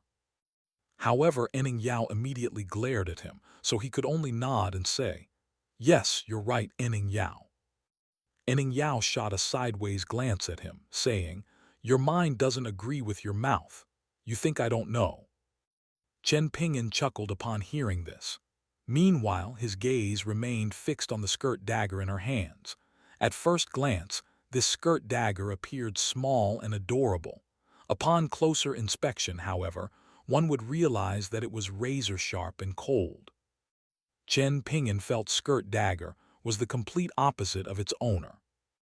Enning Yao told Chen Pingin to raise his right arm, and she gently placed the skirt dagger back into the saber scabbard that was tied to his arm. "Don't push your luck, and don't have any ulterior thoughts about this dagger," she said in warning. "Enning Yao, you're overthinking things," Chen Pingin replied in exasperation. Enning Yao suddenly pointed at the statue of the Taoist enforcer with broken arms and said, "Do you know what stone that ink-black statue base is cut and made from?" Chen Pingin nodded and replied, "Of course I know. Enning Yao, you've asked the right person. If we follow the creek and venture deeper into the mountains, I estimate that we'll need to walk for at least half a day. We'll arrive in front of a black stone cliff that's entirely made from this kind of stone. It's extremely solid, and even striking it with a hammer won't cause any damage to it. That's to say nothing of striking it with a hatchet or something. There are also several grooves in the cliff face, and the stone is at a fairly large angle inside these grooves. They're not smooth or even either. Every time old man Yao and I walked past this place, he would get me to sharpen the hatchets on the cliff face. And let me tell you, the hatchets would truly become glistening after a good sharpening. They would appear completely different from before." Enning Yao pinched her brows, not knowing whether to laugh or to cry. "Using it to sharpen hatchets for hacking trees and chopping firewood." Chen Pingin's eyes lit up and he exclaimed, "It's valuable." "No matter how valuable it is, are you able to obtain even a small piece of stone from that large cliff face?" Enning Yao said with a huff. "I'm telling you, even ordinary immortals can't do that. Of course, that's unless they're a powerful sword immortal who's also willing to sacrifice a divine weapon. If that's the case, they might be able to hack off 2 slabs of stone that each measure approximately 9 meters in length. Sword immortals also have a special name for these slabs of stone, dragon-slaying platform. Each slab will be worth as much as an entire city." Chen Pingin fell into deep thought. Enning Yao's eyes suddenly lit up and she said, "Isn't there a ready-made sword whetstone under the feet of that Taoist enforcer statue? It's fairly big, and it looks like we can cleave it into 2 slabs of dragon-slaying platform." It was as if someone had lit a flame under Chen Pingin's bottom, and he hurriedly said, "Enning Yao, we definitely can't break it off and take it home. That Taoist enforcer has already suffered enough, so if we steal its base as well." Enning Yao suddenly stood up, humping coldly and saying, "Steal? Am I that kind of person?" Chen Ping'an followed Enning Yao as she walked up to the statue of the Taoist enforcer. Standing before the colorful statue, Enning Yao took a step forward before placing her hands on her scabbards in a gallant manner. She then looked up and shouted, "I'm Enning Yao. If you're willing to give me your 1-meter-wide base today, I'll repay you 100-fold or even 1,000-fold when I become a sword immortal in the future." Chen Ping'an's jaws dropped. Would this really work? Sure enough, the statue remained silent and unmoving. However, Enning Yao didn't give up and she continued, "So you're not willing to give it to me? Then what about lending it to me? That should be fine, right? I'll make sure to return it to you." Enning Yao didn't forget to turn to Chen Ping'an, blinking and saying, "I'm borrowing it, not stealing it, understand?" Chen Ping'an furiously shook his head, replying with a sincere expression, "I don't understand." Just as Enning Yao was about to explain the huge difference between the concepts of stealing and borrowing to the stubborn Chen Ping'an, she suddenly heard him shout, "Be careful." As he shouted this, he had already dashed forward to drag Enning Yao behind him. As it turned out, the statue, which had been lashed by the elements for hundreds upon thousands of years, had finally reached the end of its life at this moment. It fell forward and crashed to the ground, disintegrating into pieces. It shattered very comprehensively, and there was not a single piece of it that was still identifiable. In fact, even its head and large beard disintegrated into dust. From the earth it had been sculpted, and to the earth it now returned. Its journey in this world had come to an end. Even more mysterious than this was the fact that the height of the statue was far greater than the distance between the two youths and the statue. Logically speaking, this should have resulted in Chen Ping'an and Enning Yao being flattened by the collapsing statue. At the very least, they should have been brutally struck. Interestingly, however, the remains of the collapsed statue only reached as far as the two youths' feet. The well-traveled Enning Yao gulped when she saw this, feeling a little guilty. Looking down at the remains by her feet, she mumbled, "How stingy of you. Just say no if you don't want to lend it to me. Is there really a need to sacrifice yourself to attempt to kill me?" Chen Ping'an suddenly shook his head, saying, "This is called a nodding bodhisattva. It agreed to your request." Standing shoulder to shoulder with Chen Ping'an, Enning Yao looked at the remains of the statue in front of them before looking further away at the lonely slab of black dragon-slaying platform. In the end, she turned to Chen Ping'an and asked in an uncertain voice, "Are you sure?" "I'm certain," Chen Ping'an replied with a smile. Enning Yao believed him, with not even a shred of doubt remaining in her mind. Even she didn't know why this was.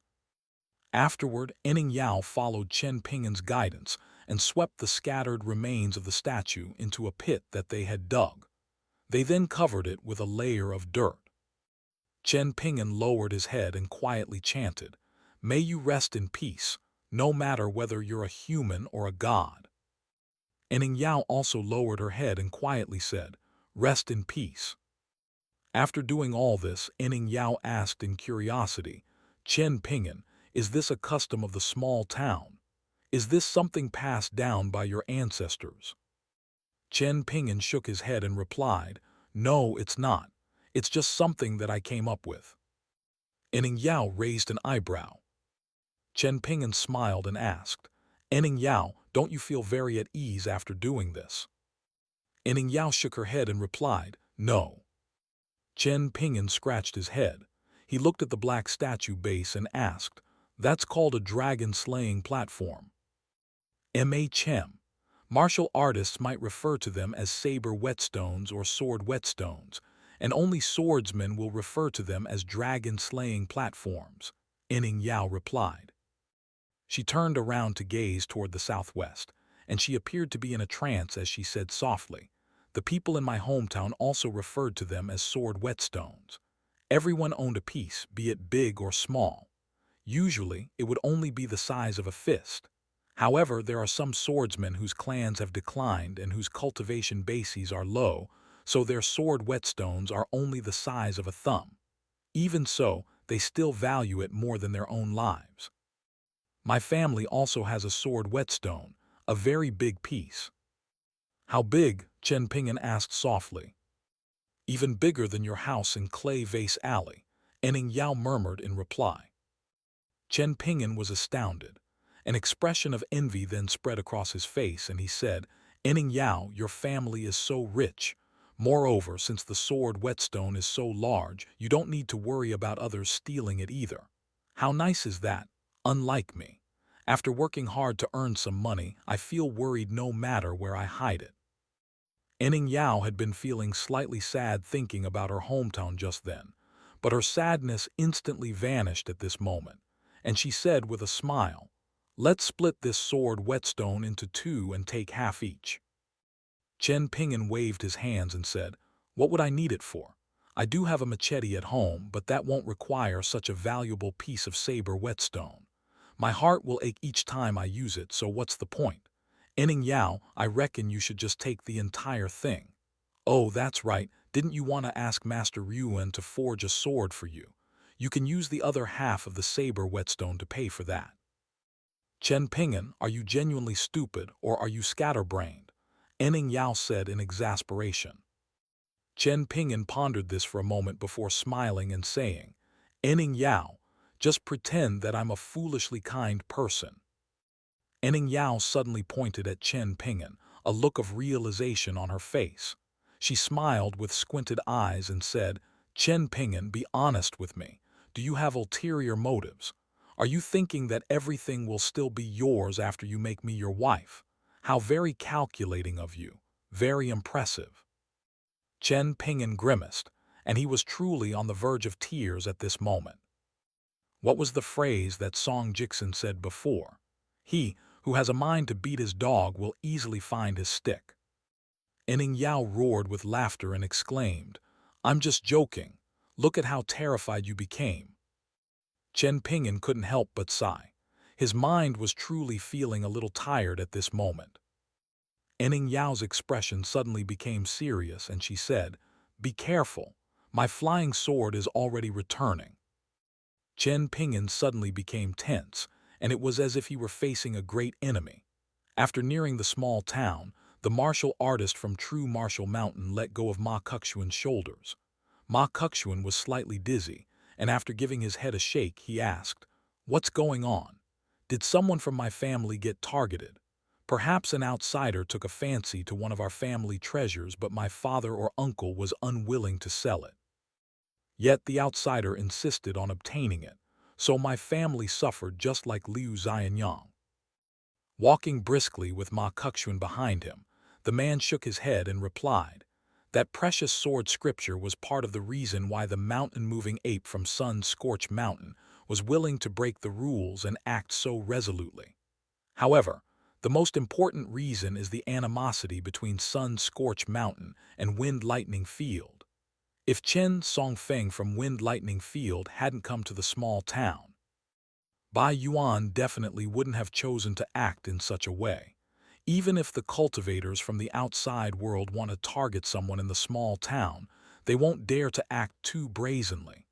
At the end of the day, the sage overlooking this place.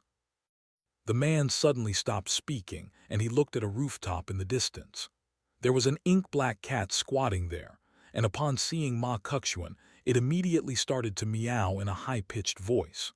When Ma Kexuan saw it, the wild cat turned around and started to sprint away, heading toward Apricot Blossom Alley. Ma Kexuan's face instantly became as pale as a sheet, and he furiously sprinted after the wild cat on the rooftops as if he had gone mad. Having figured out the situation, the man breathed a sigh. He was unhurried as he followed Ma Kexuan, and the distance between them remained constant the entire time. Ma Kexuan ran back to that extremely familiar alley. When he saw that the courtyard door was wide open, the courageous young boy surprisingly came to a stop. He didn't dare to walk inside. He knew that their courtyard door would almost never be open for long periods of time. This was because his grandma held a certain belief. Apricot Blossom Alley was filled with poor and unmotivated people, yet their family was especially rich. so it would be very easy for others to covet their wealth. Because of this, they needed to keep their doors firmly shut. Otherwise, they would definitely be targeted by thieves. The rims of Ma Kuxuan's eyes were red as he walked into the courtyard. The door to the house was also open.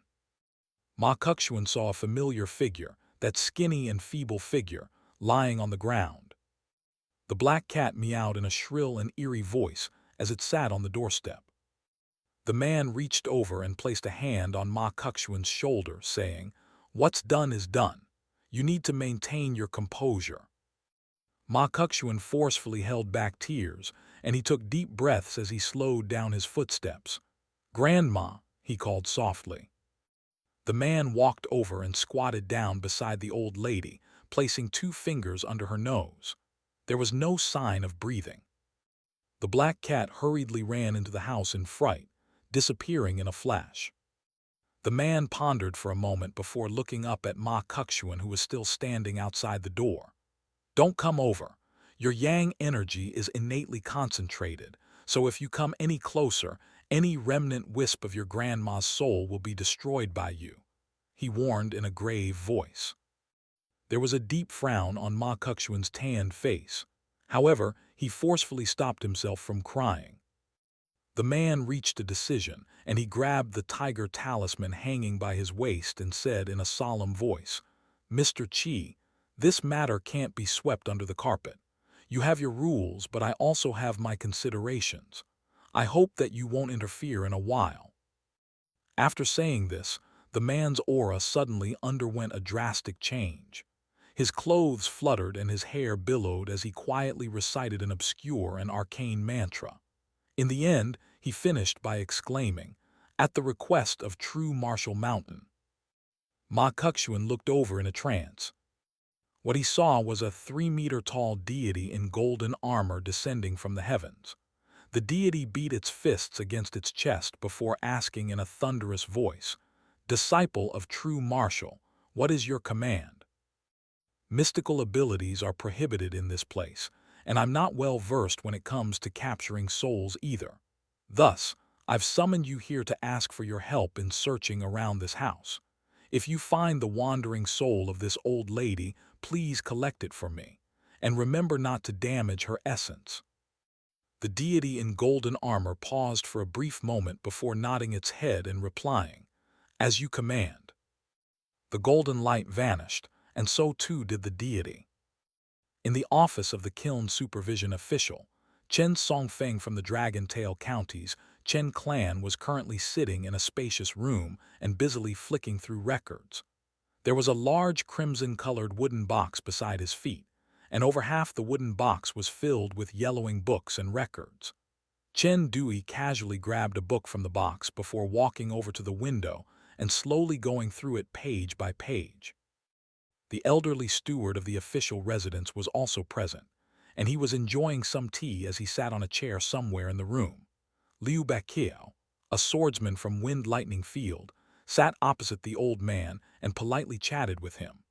The spirited and energetic old steward smiled and remarked, "What a fortunate coincidence. The Li clan's Li Hong personally visited the official residence a while ago to ask for the records of the different branches of the Chen clan in the small town. However, he only wanted the records up to 300 or 400 years ago. Master Song agreed, so I let Li Hong take 70 or 80 books that were sitting on top of the box. The box underneath is even older, but the ancient records inside it are coincidentally what you're after. In fact, if there wasn't an official requirement to bask these books under the sun every summer, they would have already been chewed into bits by the insects." Standing beside the window, Chen Dui didn't look up as she said in an indifferent voice, "I've heard that the descendants of the Chen clan in this small town have all become servants and maids for the 4 surnames and 10 clans in Fortune Street and Peach Leaf Alley. Some of these people have even become generational servants who forever kneel and kowtow to their masters. However, they still act in a haughty and proud manner when they come across ordinary residents of the small town." The old steward wore an awkward expression. Chen Dui spoke of the 4 surnames and 10 clans. Yet the eldest grandson from the Dragon Tail County's Chen clan, a powerful and wealthy clan that had existed for over 1,000 years, was obediently sitting there and going through the records like a servant. Meanwhile, she was surprisingly relaxed and acting as if this were only natural. Even using his kneecaps, the smart old steward could work out just how noble and high-ranking she truly was. Even though none of the old steward's servants or workers came from the Chen clan, he did indeed have decent relationships with the powerful clans in the small town. Thus, he didn't want to make a mistake regarding this matter and accidentally provoke this powerful and domineering outsider. With this in mind, he carefully contemplated his words as he put down his teacup with cracked ice patterns. "Miss Chen, there's nothing much I can do about this," he began. According to an elder in the office, there were originally two branches of the Chen clan in this small town, with the two of them having different ancestors. One branch moved out of the small town a long time ago, and they didn't leave any descendants behind. However, I vaguely remember others mentioning that they especially assigned some graveyard attendants when they left. However, that was far too long ago, so it's already impossible to verify which clan was responsible for taking care of the Chen clan's graveyard. As for the other branch, they also used to be one of the most powerful clans in the small town. In fact, they were among the top few clans. However, the world is impermanent, and after a few internal and external struggles, they gradually started to decline. This has especially been the case for the past few hundred years. Just like you remarked, Miss Chen, they're indeed becoming increasingly incapable by the generation, and today there are already no more independent families from this branch. Oh, hang on. I just recalled that there is genuinely one lone person who's still independent. He's very likely the only member of this branch who hasn't become a servant of the 4 surnames and 10 clans. That child's father was an extremely skilled potter, and he was even commended by 2 previous kiln supervision officials. This is why I still remember him.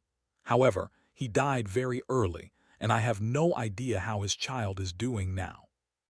In any case, based on what I've seen and heard, the people in this small town treat the descendants of the Chen clan fairly well overall.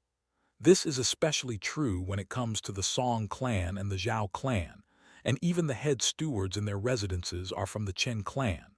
They're masters and servants in name, but they're almost like family in reality. After revealing all this ancient history about the Chen clan, the old steward picked up his cup to take a sip of tea. Chen Dui smiled and said with a nod, "Steward Zhu, you're a very smart person. No wonder the kiln supervision office is able to run so smoothly." The old steward smiled and replied, "You flatter me, Miss Chen. I'm simply aware of the limits of my capabilities, so my only aim is to perform to the best of my ability. It's nothing more than hard work." Chen Dui replied with a smile. She then turned around to face Chen Songfeng, who was sitting in an upright manner, and she chided in a cold voice, "If you really can't find anything, then why don't you flip the box on its head and start from the records on the bottom? Didn't you hear Steward Zhu's words just then? For the past 1,000 years, the records in this small town have only recorded information about the other branch of the Chen clan. If I remember correctly, this branch shares the same ancestor with your Dragon Tail County's Chen clan. What? Is it fun to flip through these genealogy records where everyone is either a servant or a maid?" Beads of sweat formed on Chen Songfeng's forehead. His lips were slightly pale, and he surprisingly didn't dare to talk back to Chen Dui. He hurriedly stood up and bent down to flip the wooden box over. The old steward immediately sat up straight, no longer appearing relaxed and carefree like before. Liu Baiqiao truly couldn't watch on anymore. Chen Songfeng was indeed a meek person, but he was still the future clan leader of Dragon Tail County's Chen clan.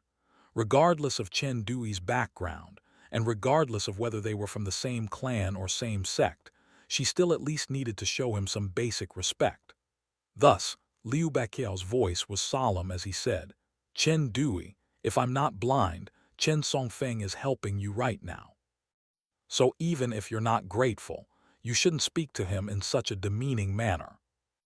Chen Songfeng hurriedly looked up and gestured to Liu Baiqiao with his eyes.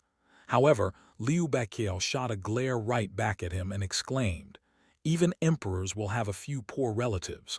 What, there might be some exceptions? Fine, but do these exceptions give them the right to act contemptuously toward others?" He was frank and forthright. This was the inherent nature of Wind Lightning Field's Liu Baiqiao. Chen Songfeng wore a bitter expression. The old steward lowered his head to drink tea, pretending that he could neither see nor hear this exchange. Chen Dui faltered for a moment before smiling faintly and saying, "That's true." This time, it was Liu Baiqiao who felt a little stumped. Chen Dui placed the record she was reading on the table, and she planned to go out for some fresh air. As the host, Steward Zhu naturally invited her to stay. However, Chen Dui politely turned down his invitation. After leaving the side office, Chen Dui stood in the corridor and looked into the distance. There was a fairly large space in front of the office lobby, and in this space there stood an archway facing the lobby door. There was a large character inscribed in an ancient script, and this was the character Yue, as in mountain range. This wasn't a rare sight. Each mortal empire and nation would designate 5 mountains as the 5 mountains, with 1 mountain in each of the north, south, east, west, and center. The gateways standing before these mountains would all be inscribed with 2 characters personally written by the emperor, with the character Yue always written in a traditional script. Scholars, cultivators, and immortals of the future generations had hundreds upon thousands of different explanations for why this was. As for the true reason, however, it had most likely already been lost in the annals of history. Chen Dui saw a large figure and a small figure sitting on the white stone steps under the archway, quietly chit-chatting about something. She hesitated for a moment before slowly walking over. In order to remove any suspicion of her eavesdropping, she purposely coughed when she approached the 2 people sitting on the steps. Unexpectedly, however, one person was enthusiastic as they spoke, and one person was engrossed as they listened, resulting in both of them treating Chen Dui as if she didn't exist. Chen Dui didn't take this to heart, and she casually sat down on the other end of the step. Even though she appeared relaxed and casual, the manner in which she sat still exuded a sense of decorum and uprightness. The 2 people were conversing using the official dialect of Eastern Treasured Vile Continent, and this was something that Chen Dui could understand. Otherwise, she wouldn't have come to this small town in the first place. However, she was still unable to speak this dialect smoothly, so she had remained largely silent when traveling here with Chen Songfeng. Of course, the main reason she didn't speak much was because she didn't have much to talk about with Chen Songfeng and Liu Baiqiao. Liu Baiqiao appeared frivolous on the surface, but he was in reality someone who was completely focused on the sword Dao. Although he seemed quite interesting, he was actually quite dull. Meanwhile, Chen Songfeng wanted to revive his declining clan. He appeared modest on the surface, but he was in reality someone who considered many things in his mind. These 2 top-notch young men from Eastern Treasured Vile Continent didn't mesh well with her. Their beliefs and aspirations were different, so they naturally wouldn't get along together. The young boy glanced at the woman who was approximately 10 years older than him, and his first impression of her was only so-so. Chen Dui quietly sat on the step, and she didn't show any signs of wanting to speak or interrupt them. However, when glancing at them just then, Chen Dui had noticed that the little girl was holding a crystalline and emerald green gourd. Being as experienced as she was, she immediately knew that this was an extraordinary item. The young boy in noble clothing was none other than Clay Vase Alley's Song Jixin, while the little girl who looked like a porcelain doll was none other than Sun-Scorched Mountain's Tao Zai. Song Jixin had visited the Li clan's residence with Song Changjing before, and he had immediately taken a liking to this little girl. This was because he had always liked exquisite and beautiful things ever since a young age. Meanwhile, he had a dislike for crude and ordinary things. Tao Zai also had a very good impression of Song Jiksen, so the two of them mysteriously became good friends. Most importantly, the age gap between them allowed them to freely and happily converse with each other.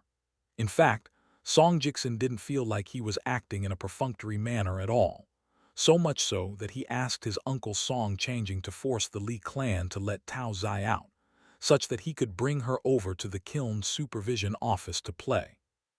He had completely ignored those pitiful and aggrieved expressions as he had held Tao Zai's hand and led her out of the Li clan's residence. At the same time, he had also sent someone to deliver a message to Zhai Gui, asking her to find the emerald green gourd in his box of treasures. This was his present to Tao Zai. The little girl was extremely friendly with Song Jiksen, and she asked, "Firewood collecting brother, you mentioned the academy archways just then, one of the 12 types of archways. Before coming here, I heard Grandpa say that the Great Li Empire's Mountain Cliff Academy is doing quite poorly right now when he was talking to someone. Do you know what's written on the Mountain Cliff Academy's archway?" Because of the character's Jiksen in Song Jiksen's name, Tao Zai had given him the nickname Firewood Collecting Brother. Song Jiksen didn't mind this, and he completely ignored the outsider woman at this moment as he turned to Tao Zai and replied with a smile, "I have no idea. I've never left the small town in my life, and I haven't read too many books either. After talking with you for so long, I feel like I've almost exhausted all of my knowledge." Tao Zai sighed and said, "I wonder if Grandpa Yuan is having any luck with his search." Song Jiksen smiled, and he looked down as he patted the bottom hem of his brocade robe. There was a complicated look in his eyes. Sitting a fair distance away from them, Chen Dui suddenly asked, "Little girl, does your gourd occasionally emit a sound by itself?" Tao Zai turned around and raised the gourd up high with two hands, bragging with a wide smile. "Firewood collecting brother gave this to me." She completely ignored Chen Dui's question. However, Chen Dui simply dismissed this with a smile. "It makes a buzzing sound every time there's a lightning storm," Song Jiksen casually replied. Chen Dui nodded and said, "As expected, it's a sword-nurturing gourd." Song Jiksen was slightly puzzled. Tao Zai hurriedly chimed in, saying, I know, my family has 3 sword-nurturing gourds. My grandpa has a gray one and it's super ugly. The one that Grandpa Liu owns is the cutest. It's small and palm-sized, and with a whoosh, it will release dozens of mini flying swords. Big Sister Sue's one isn't big or small, and it's golden purple in color. However, it's a shame that Big Sister Sue doesn't like to take it out too much. I had to beg her a lot of times before I was finally able to touch it. However, Big Sister Sue quickly put it away again. Little girl, you shouldn't blame your Big Sister Sue, Chen Dui explained. Golden purple sword-nurturing gourds are extremely rare, and they can rank as one of the top 3 types of sword-nurturing gourds. I estimate that the one she owns is the only one in the entire Eastern Treasured Vial continent. Moreover, even though golden purple sword-nurturing gourds are extremely brilliant when it comes to nurturing swords, they do have a drawback in that they're very fragile. It's very easy to damage them with sharp objects. Tao Zai hugged her emerald green gourd and asked, "Then what about my one?" "It's also very valuable," Chen Dui replied with a smile. The little girl tugged Song Jiksen's sleeve and asked in a timid voice, "Firewood collecting brother, do you want to take it back?" Song Jiksen patted her head, a doting expression on his face as he chuckled and said, "To say nothing of this one gourd, I'd be willing to give you another one as well if I had it." Chen Dui suddenly recalled something interesting, and she said, "The treasure pagoda held an auction in the past, and the most valuable item being auctioned was none other than a gourd vine that had never been seen before. There were 6 small gourds growing on the vine, and it was said that this vine was personally planted in our world by the Tao ancestor before he became an immortal. It took several thousand years for the vine to produce this string of 6 gourds, and each gourd was a different size and color. It was extremely mysterious."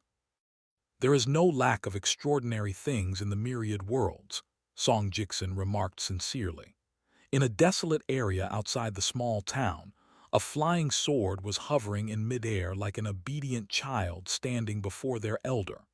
It was as if it were standing there with its head lowered and its hands clasped behind its back. There was a slightly disheveled middle-aged scholar standing in front of the sword, and both of his sideburns had already become as white as frost. If Zhao Yao or Song Jiksen were present, they would discover that their master's hair had grayed significantly in just a mere 10 days. The flying sword was pointing at the silent Bai Yuan, the mountain-moving ape from sun-scorched mountain. He was radiating with an irascible aura at this moment, and it was as if he were about to leap into a life-and-death battle at any moment. He couldn't suppress his displeasure anymore, and he asked in a solemn voice, "Why did you allow the deity from True Martial Mountain to go just then? Yet you stopped me from going. Mr. Qi, are you being too biased?" Asking such a question to Qi Jingchen's face was naturally very disrespectful. However, Bai Yuan didn't feel like he was doing anything wrong at all. Even though True Martial Mountain was a sacred land for martial artists in Eastern Treasured Vile Continent, the disciples there all acted independently, so their sense of companionship wasn't especially strong. When it came to the powerful cultivators and martial artists, it more so seemed like they were disciples in name only. The rules of True Martial Mountain were also renowned for being broad but hollow, so there wasn't any real sense of constraint either. That being the case, what kind of cohesive power would True Martial Mountain have? Qi Jingchen's face was filled with exhaustion, and he turned to the flying sword and said, "You can return now. Your master is safe."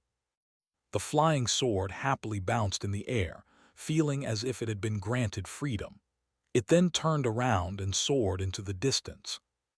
Bai Yuan felt like he understood the situation, and this caused him to become even more enraged. "Sure enough, that young girl is your disciple, Qi Jingchen. If you're coveting the Liu clan's sword scripture, you can be frank and admit it to me. As long as it doesn't end up in Wind Lightning Field's hands, I don't care if your secret disciple takes it or not. However, you insist on being so secretive. What? You want to reap all the benefits for yourself, yet you want to maintain your reputation as a noble scholar at the same time. You reap the benefits, yet I have to sacrifice my reputation." If Bai Yuan's disrespectful question had been as a result of his anger just then, his words of humiliation right now were undoubtedly a sign that he was no longer going to play nice with Qi Jingchen. Qi Jingchen's expression remained unchanging, and he said slowly, "As the sage who's responsible for overlooking this realm for 60 years, there are some things that I do need to explain to you. Firstly, I have no relationship with that young girl, and I simply appreciate her talent.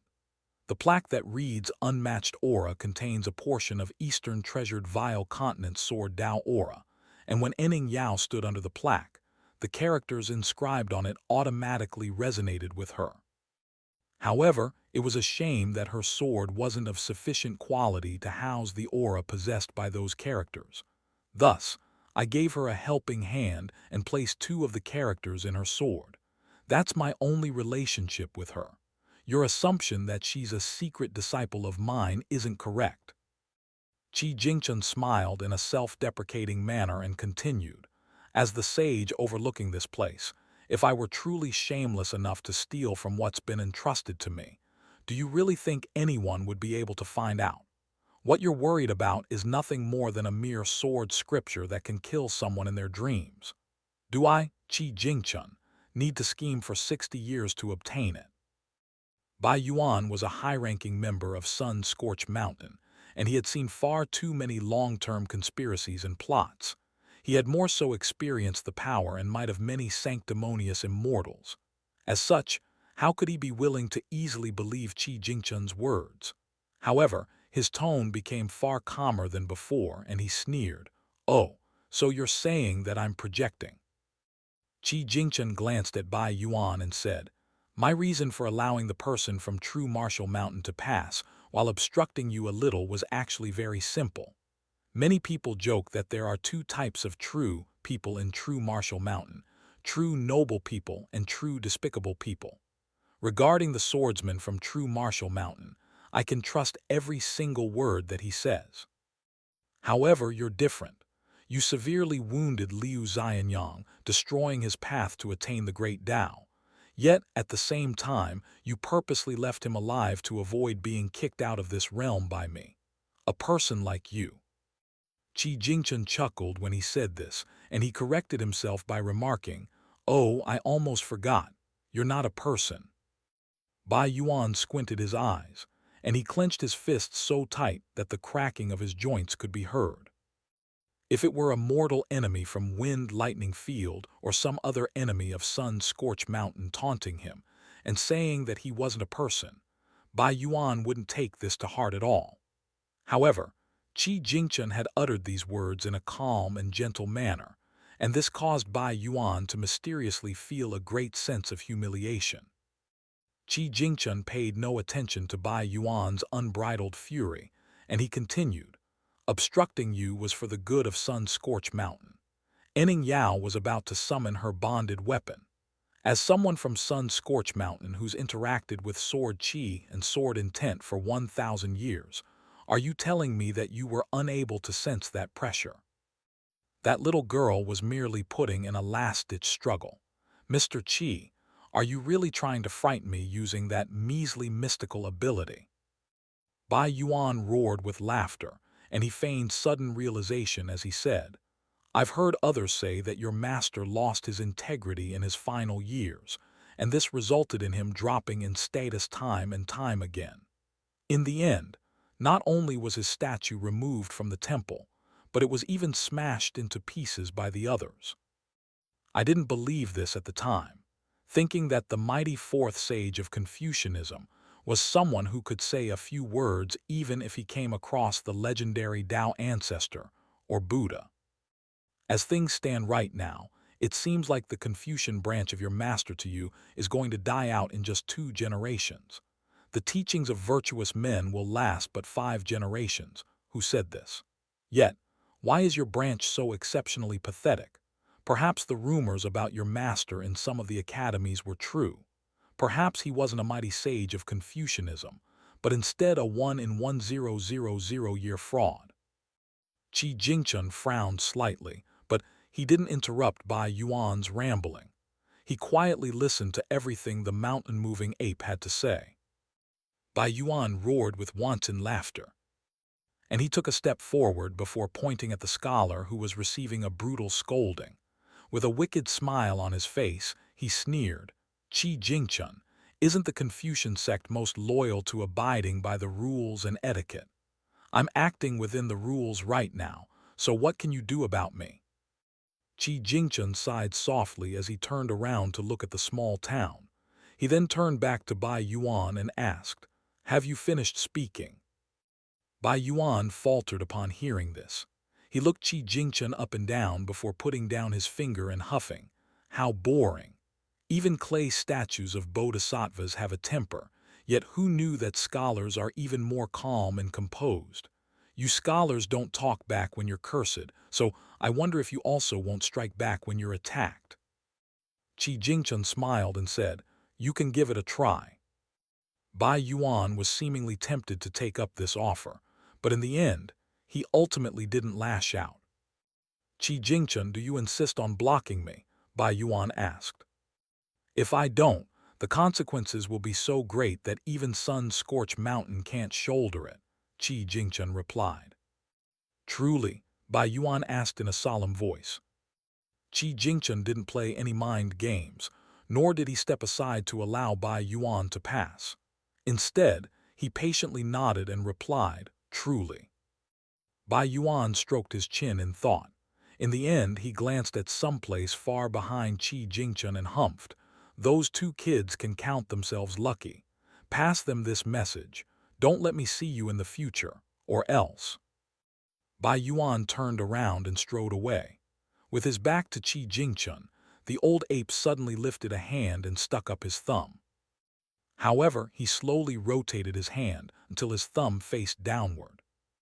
Qi Jingchen looked up at the hazy and overcast sky. Rain was about to fall. A voice suddenly traveled over from the small town and sounded in his ears, and this was a request from the martial artist from True Martial Mountain. He wished for Qi Jingchen to give him some leniency and allow him to summon an honored deity from True Martial Mountain. Qi Jingchen nodded and said, "Permission granted." Right after Qi Jingchen said this, if someone coincidentally looked up at this moment, they would see a speck of light suddenly appear in the sky, before instantly shooting down into the small town and leaving a thin trail of golden light behind it.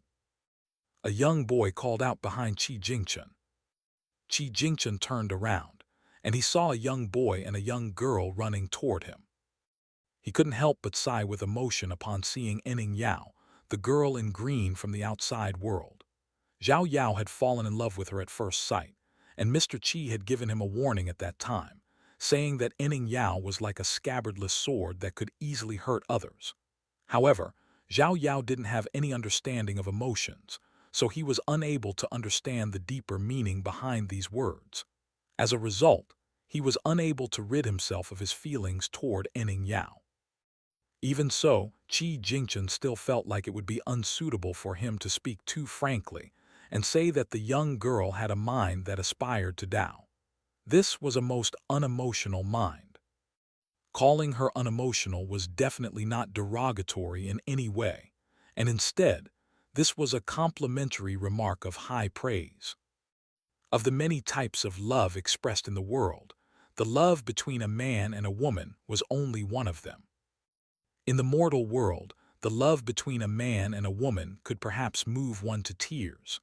Perhaps such a feeling of love could also spur a man or woman to sacrifice themselves for their lover.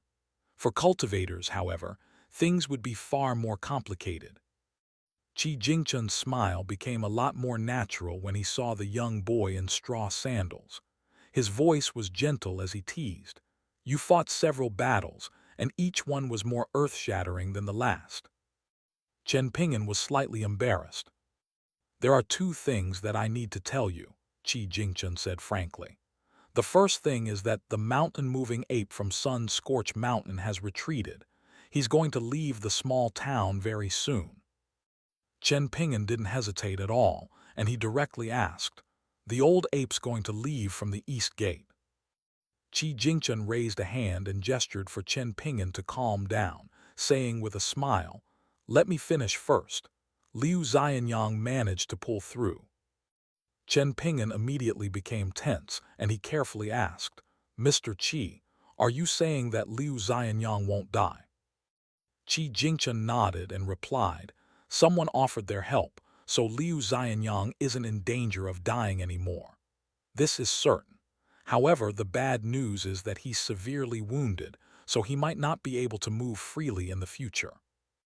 A grin spread across Chen Ping'an's face. Like a bow left at full draw, Chen Ping'an had been feeling extremely tense these past few days.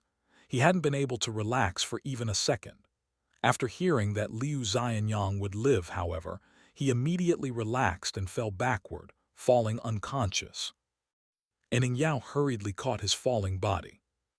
Kai Jinjian forcefully opened Chen Ping'an's acupoints and also smashed the doorway to his mind. As a result, his energy and vitality have been leaking this entire time. Yet, Liu Xianyang was coincidentally hurt at this time as well, and this pushed him to draw on his potential with no regard for anything else. Since Chen Ping'an was already in a dire state, he decided that it wouldn't make much difference if his situation worsened even more. Initially, he could have lived for half a year more. Now, however, he can most likely only live for 10 days at most, Qi Jingchen explained. This implied that Chen Ping'an had been sacrificing his lifespan when he had run across the rooftops, waded through the creek, and escaped through the mountains.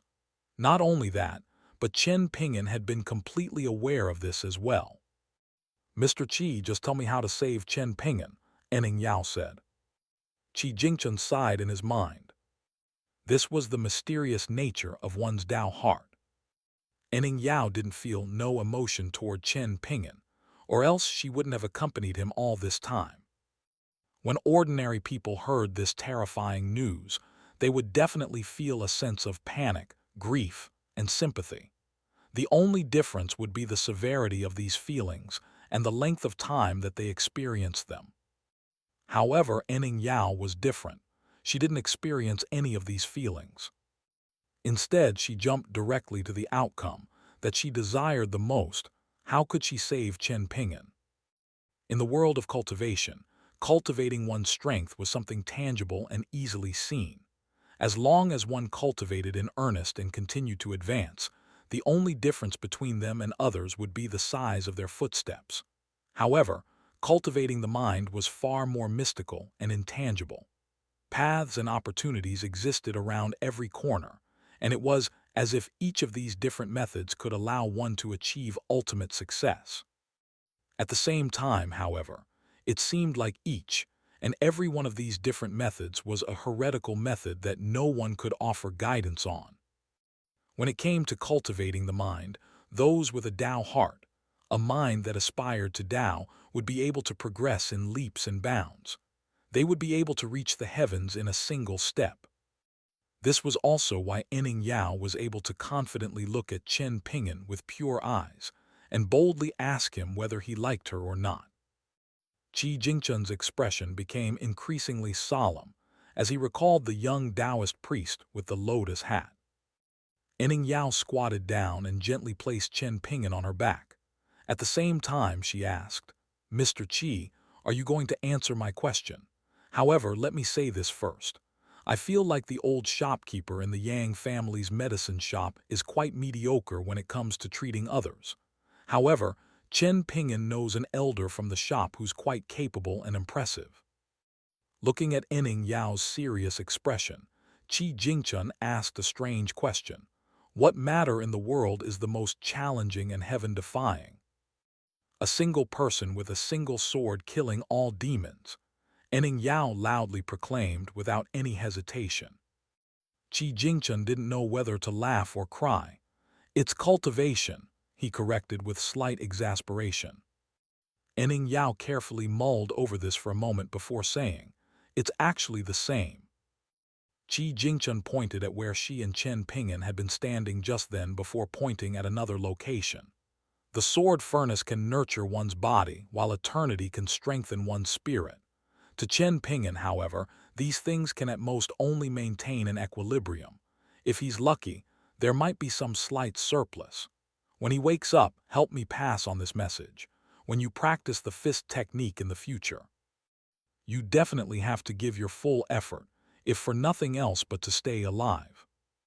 Ening Yao breathed a sigh of relief. In fact, she wasn't feeling much better than Chen Ping'an at this moment, and it was only because her physique and cultivation base were far superior that she was able to maintain her consciousness. "Mr. Qi, so should I bring Chen Ping'an to Clay Vase Alley to recuperate now, or should I bring him to visit Liu Xianyang first?"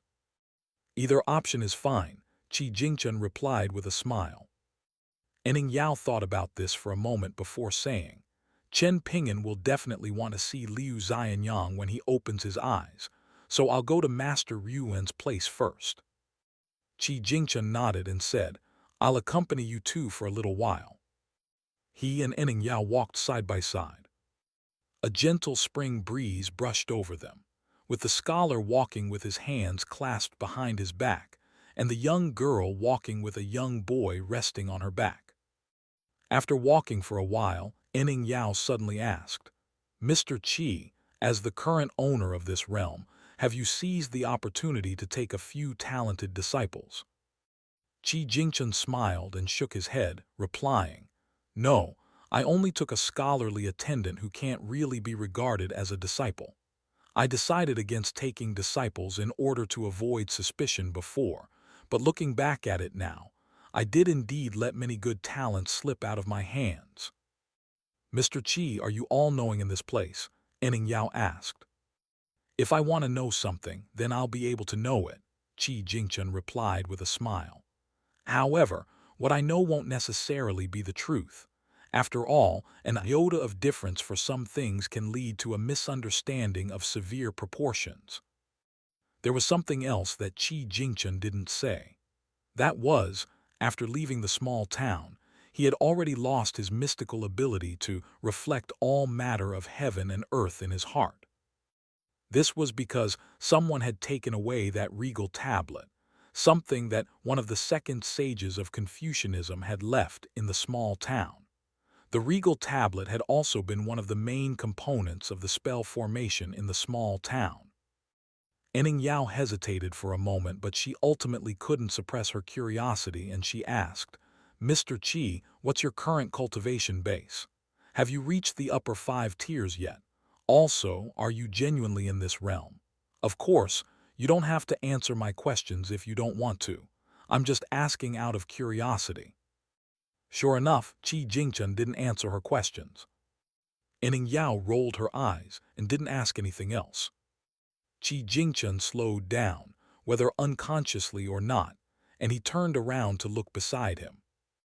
The young boy blinked his eyes. The middle-aged man also blinked his eyes. Qi Jingchen gave a knowing smile, and he imperceptibly picked up his pace again. A noble man would always seek to help others. After accompanying them for a long time, Qi Jingchen stopped and said with a smile, "I'll see you off here." The middle-aged scholar stood there, silent as he watched the gradually disappearing Enning Yao and Chen Ping'an. He took a step forward, and he instantly arrived next to the dragon-slaying platform. Confucian sages all had a kindred character that was extremely powerful. No matter who it was, as long as they wrote, used, or spoke this character, they would increase the cultivation of the relevant sage by a small sliver. However, just like how dripping water could penetrate stone, this would all add up. Qi Jingchen was an exception. He had not one kindred character, but 2. Moreover, the significance of these characters was extremely great, and the level of them was also extremely profound. Tranquil mind begets enlightenment. Spring, the world welcomes spring. It was exactly because of this that he had been banished to this small world that was completely detached from the outside world. Even though Qi Jingchen was only one of the mountain masters of the 3 schools and 72 academies, he was indeed someone who couldn't be viewed through normal lenses. The seemingly useless scholar who had refused to offer any reaction in the face of Bai Yuan's continual provocation and humiliation shut his eyes and quietly contemplated the 3rd stroke of the character, tranquil, in his mind. He then extended 2 fingers and made a gentle downward slicing motion in the air. The near-indestructible dragon-slaying platform was instantly cut into 2. With a flick of his sleeve, one half of the neatly cut dragon-slaying platform landed in Ryuan Qiang's blacksmith shop, while the other half appeared in a small residence in Clay Vase Alley. After doing this, Qi Jingchen fell into deep thought, just like a Go player would when contemplating their next move. It started to rain, and the light drizzle eventually transformed into a huge downpour that was accompanied by flashing lightning and booming thunder. However, Qi Jingchen remained standing there, lost in thought. As someone who was viewed as a teacher by the residents of the small town, Qi Jingchen was thinking about his own teacher at this moment.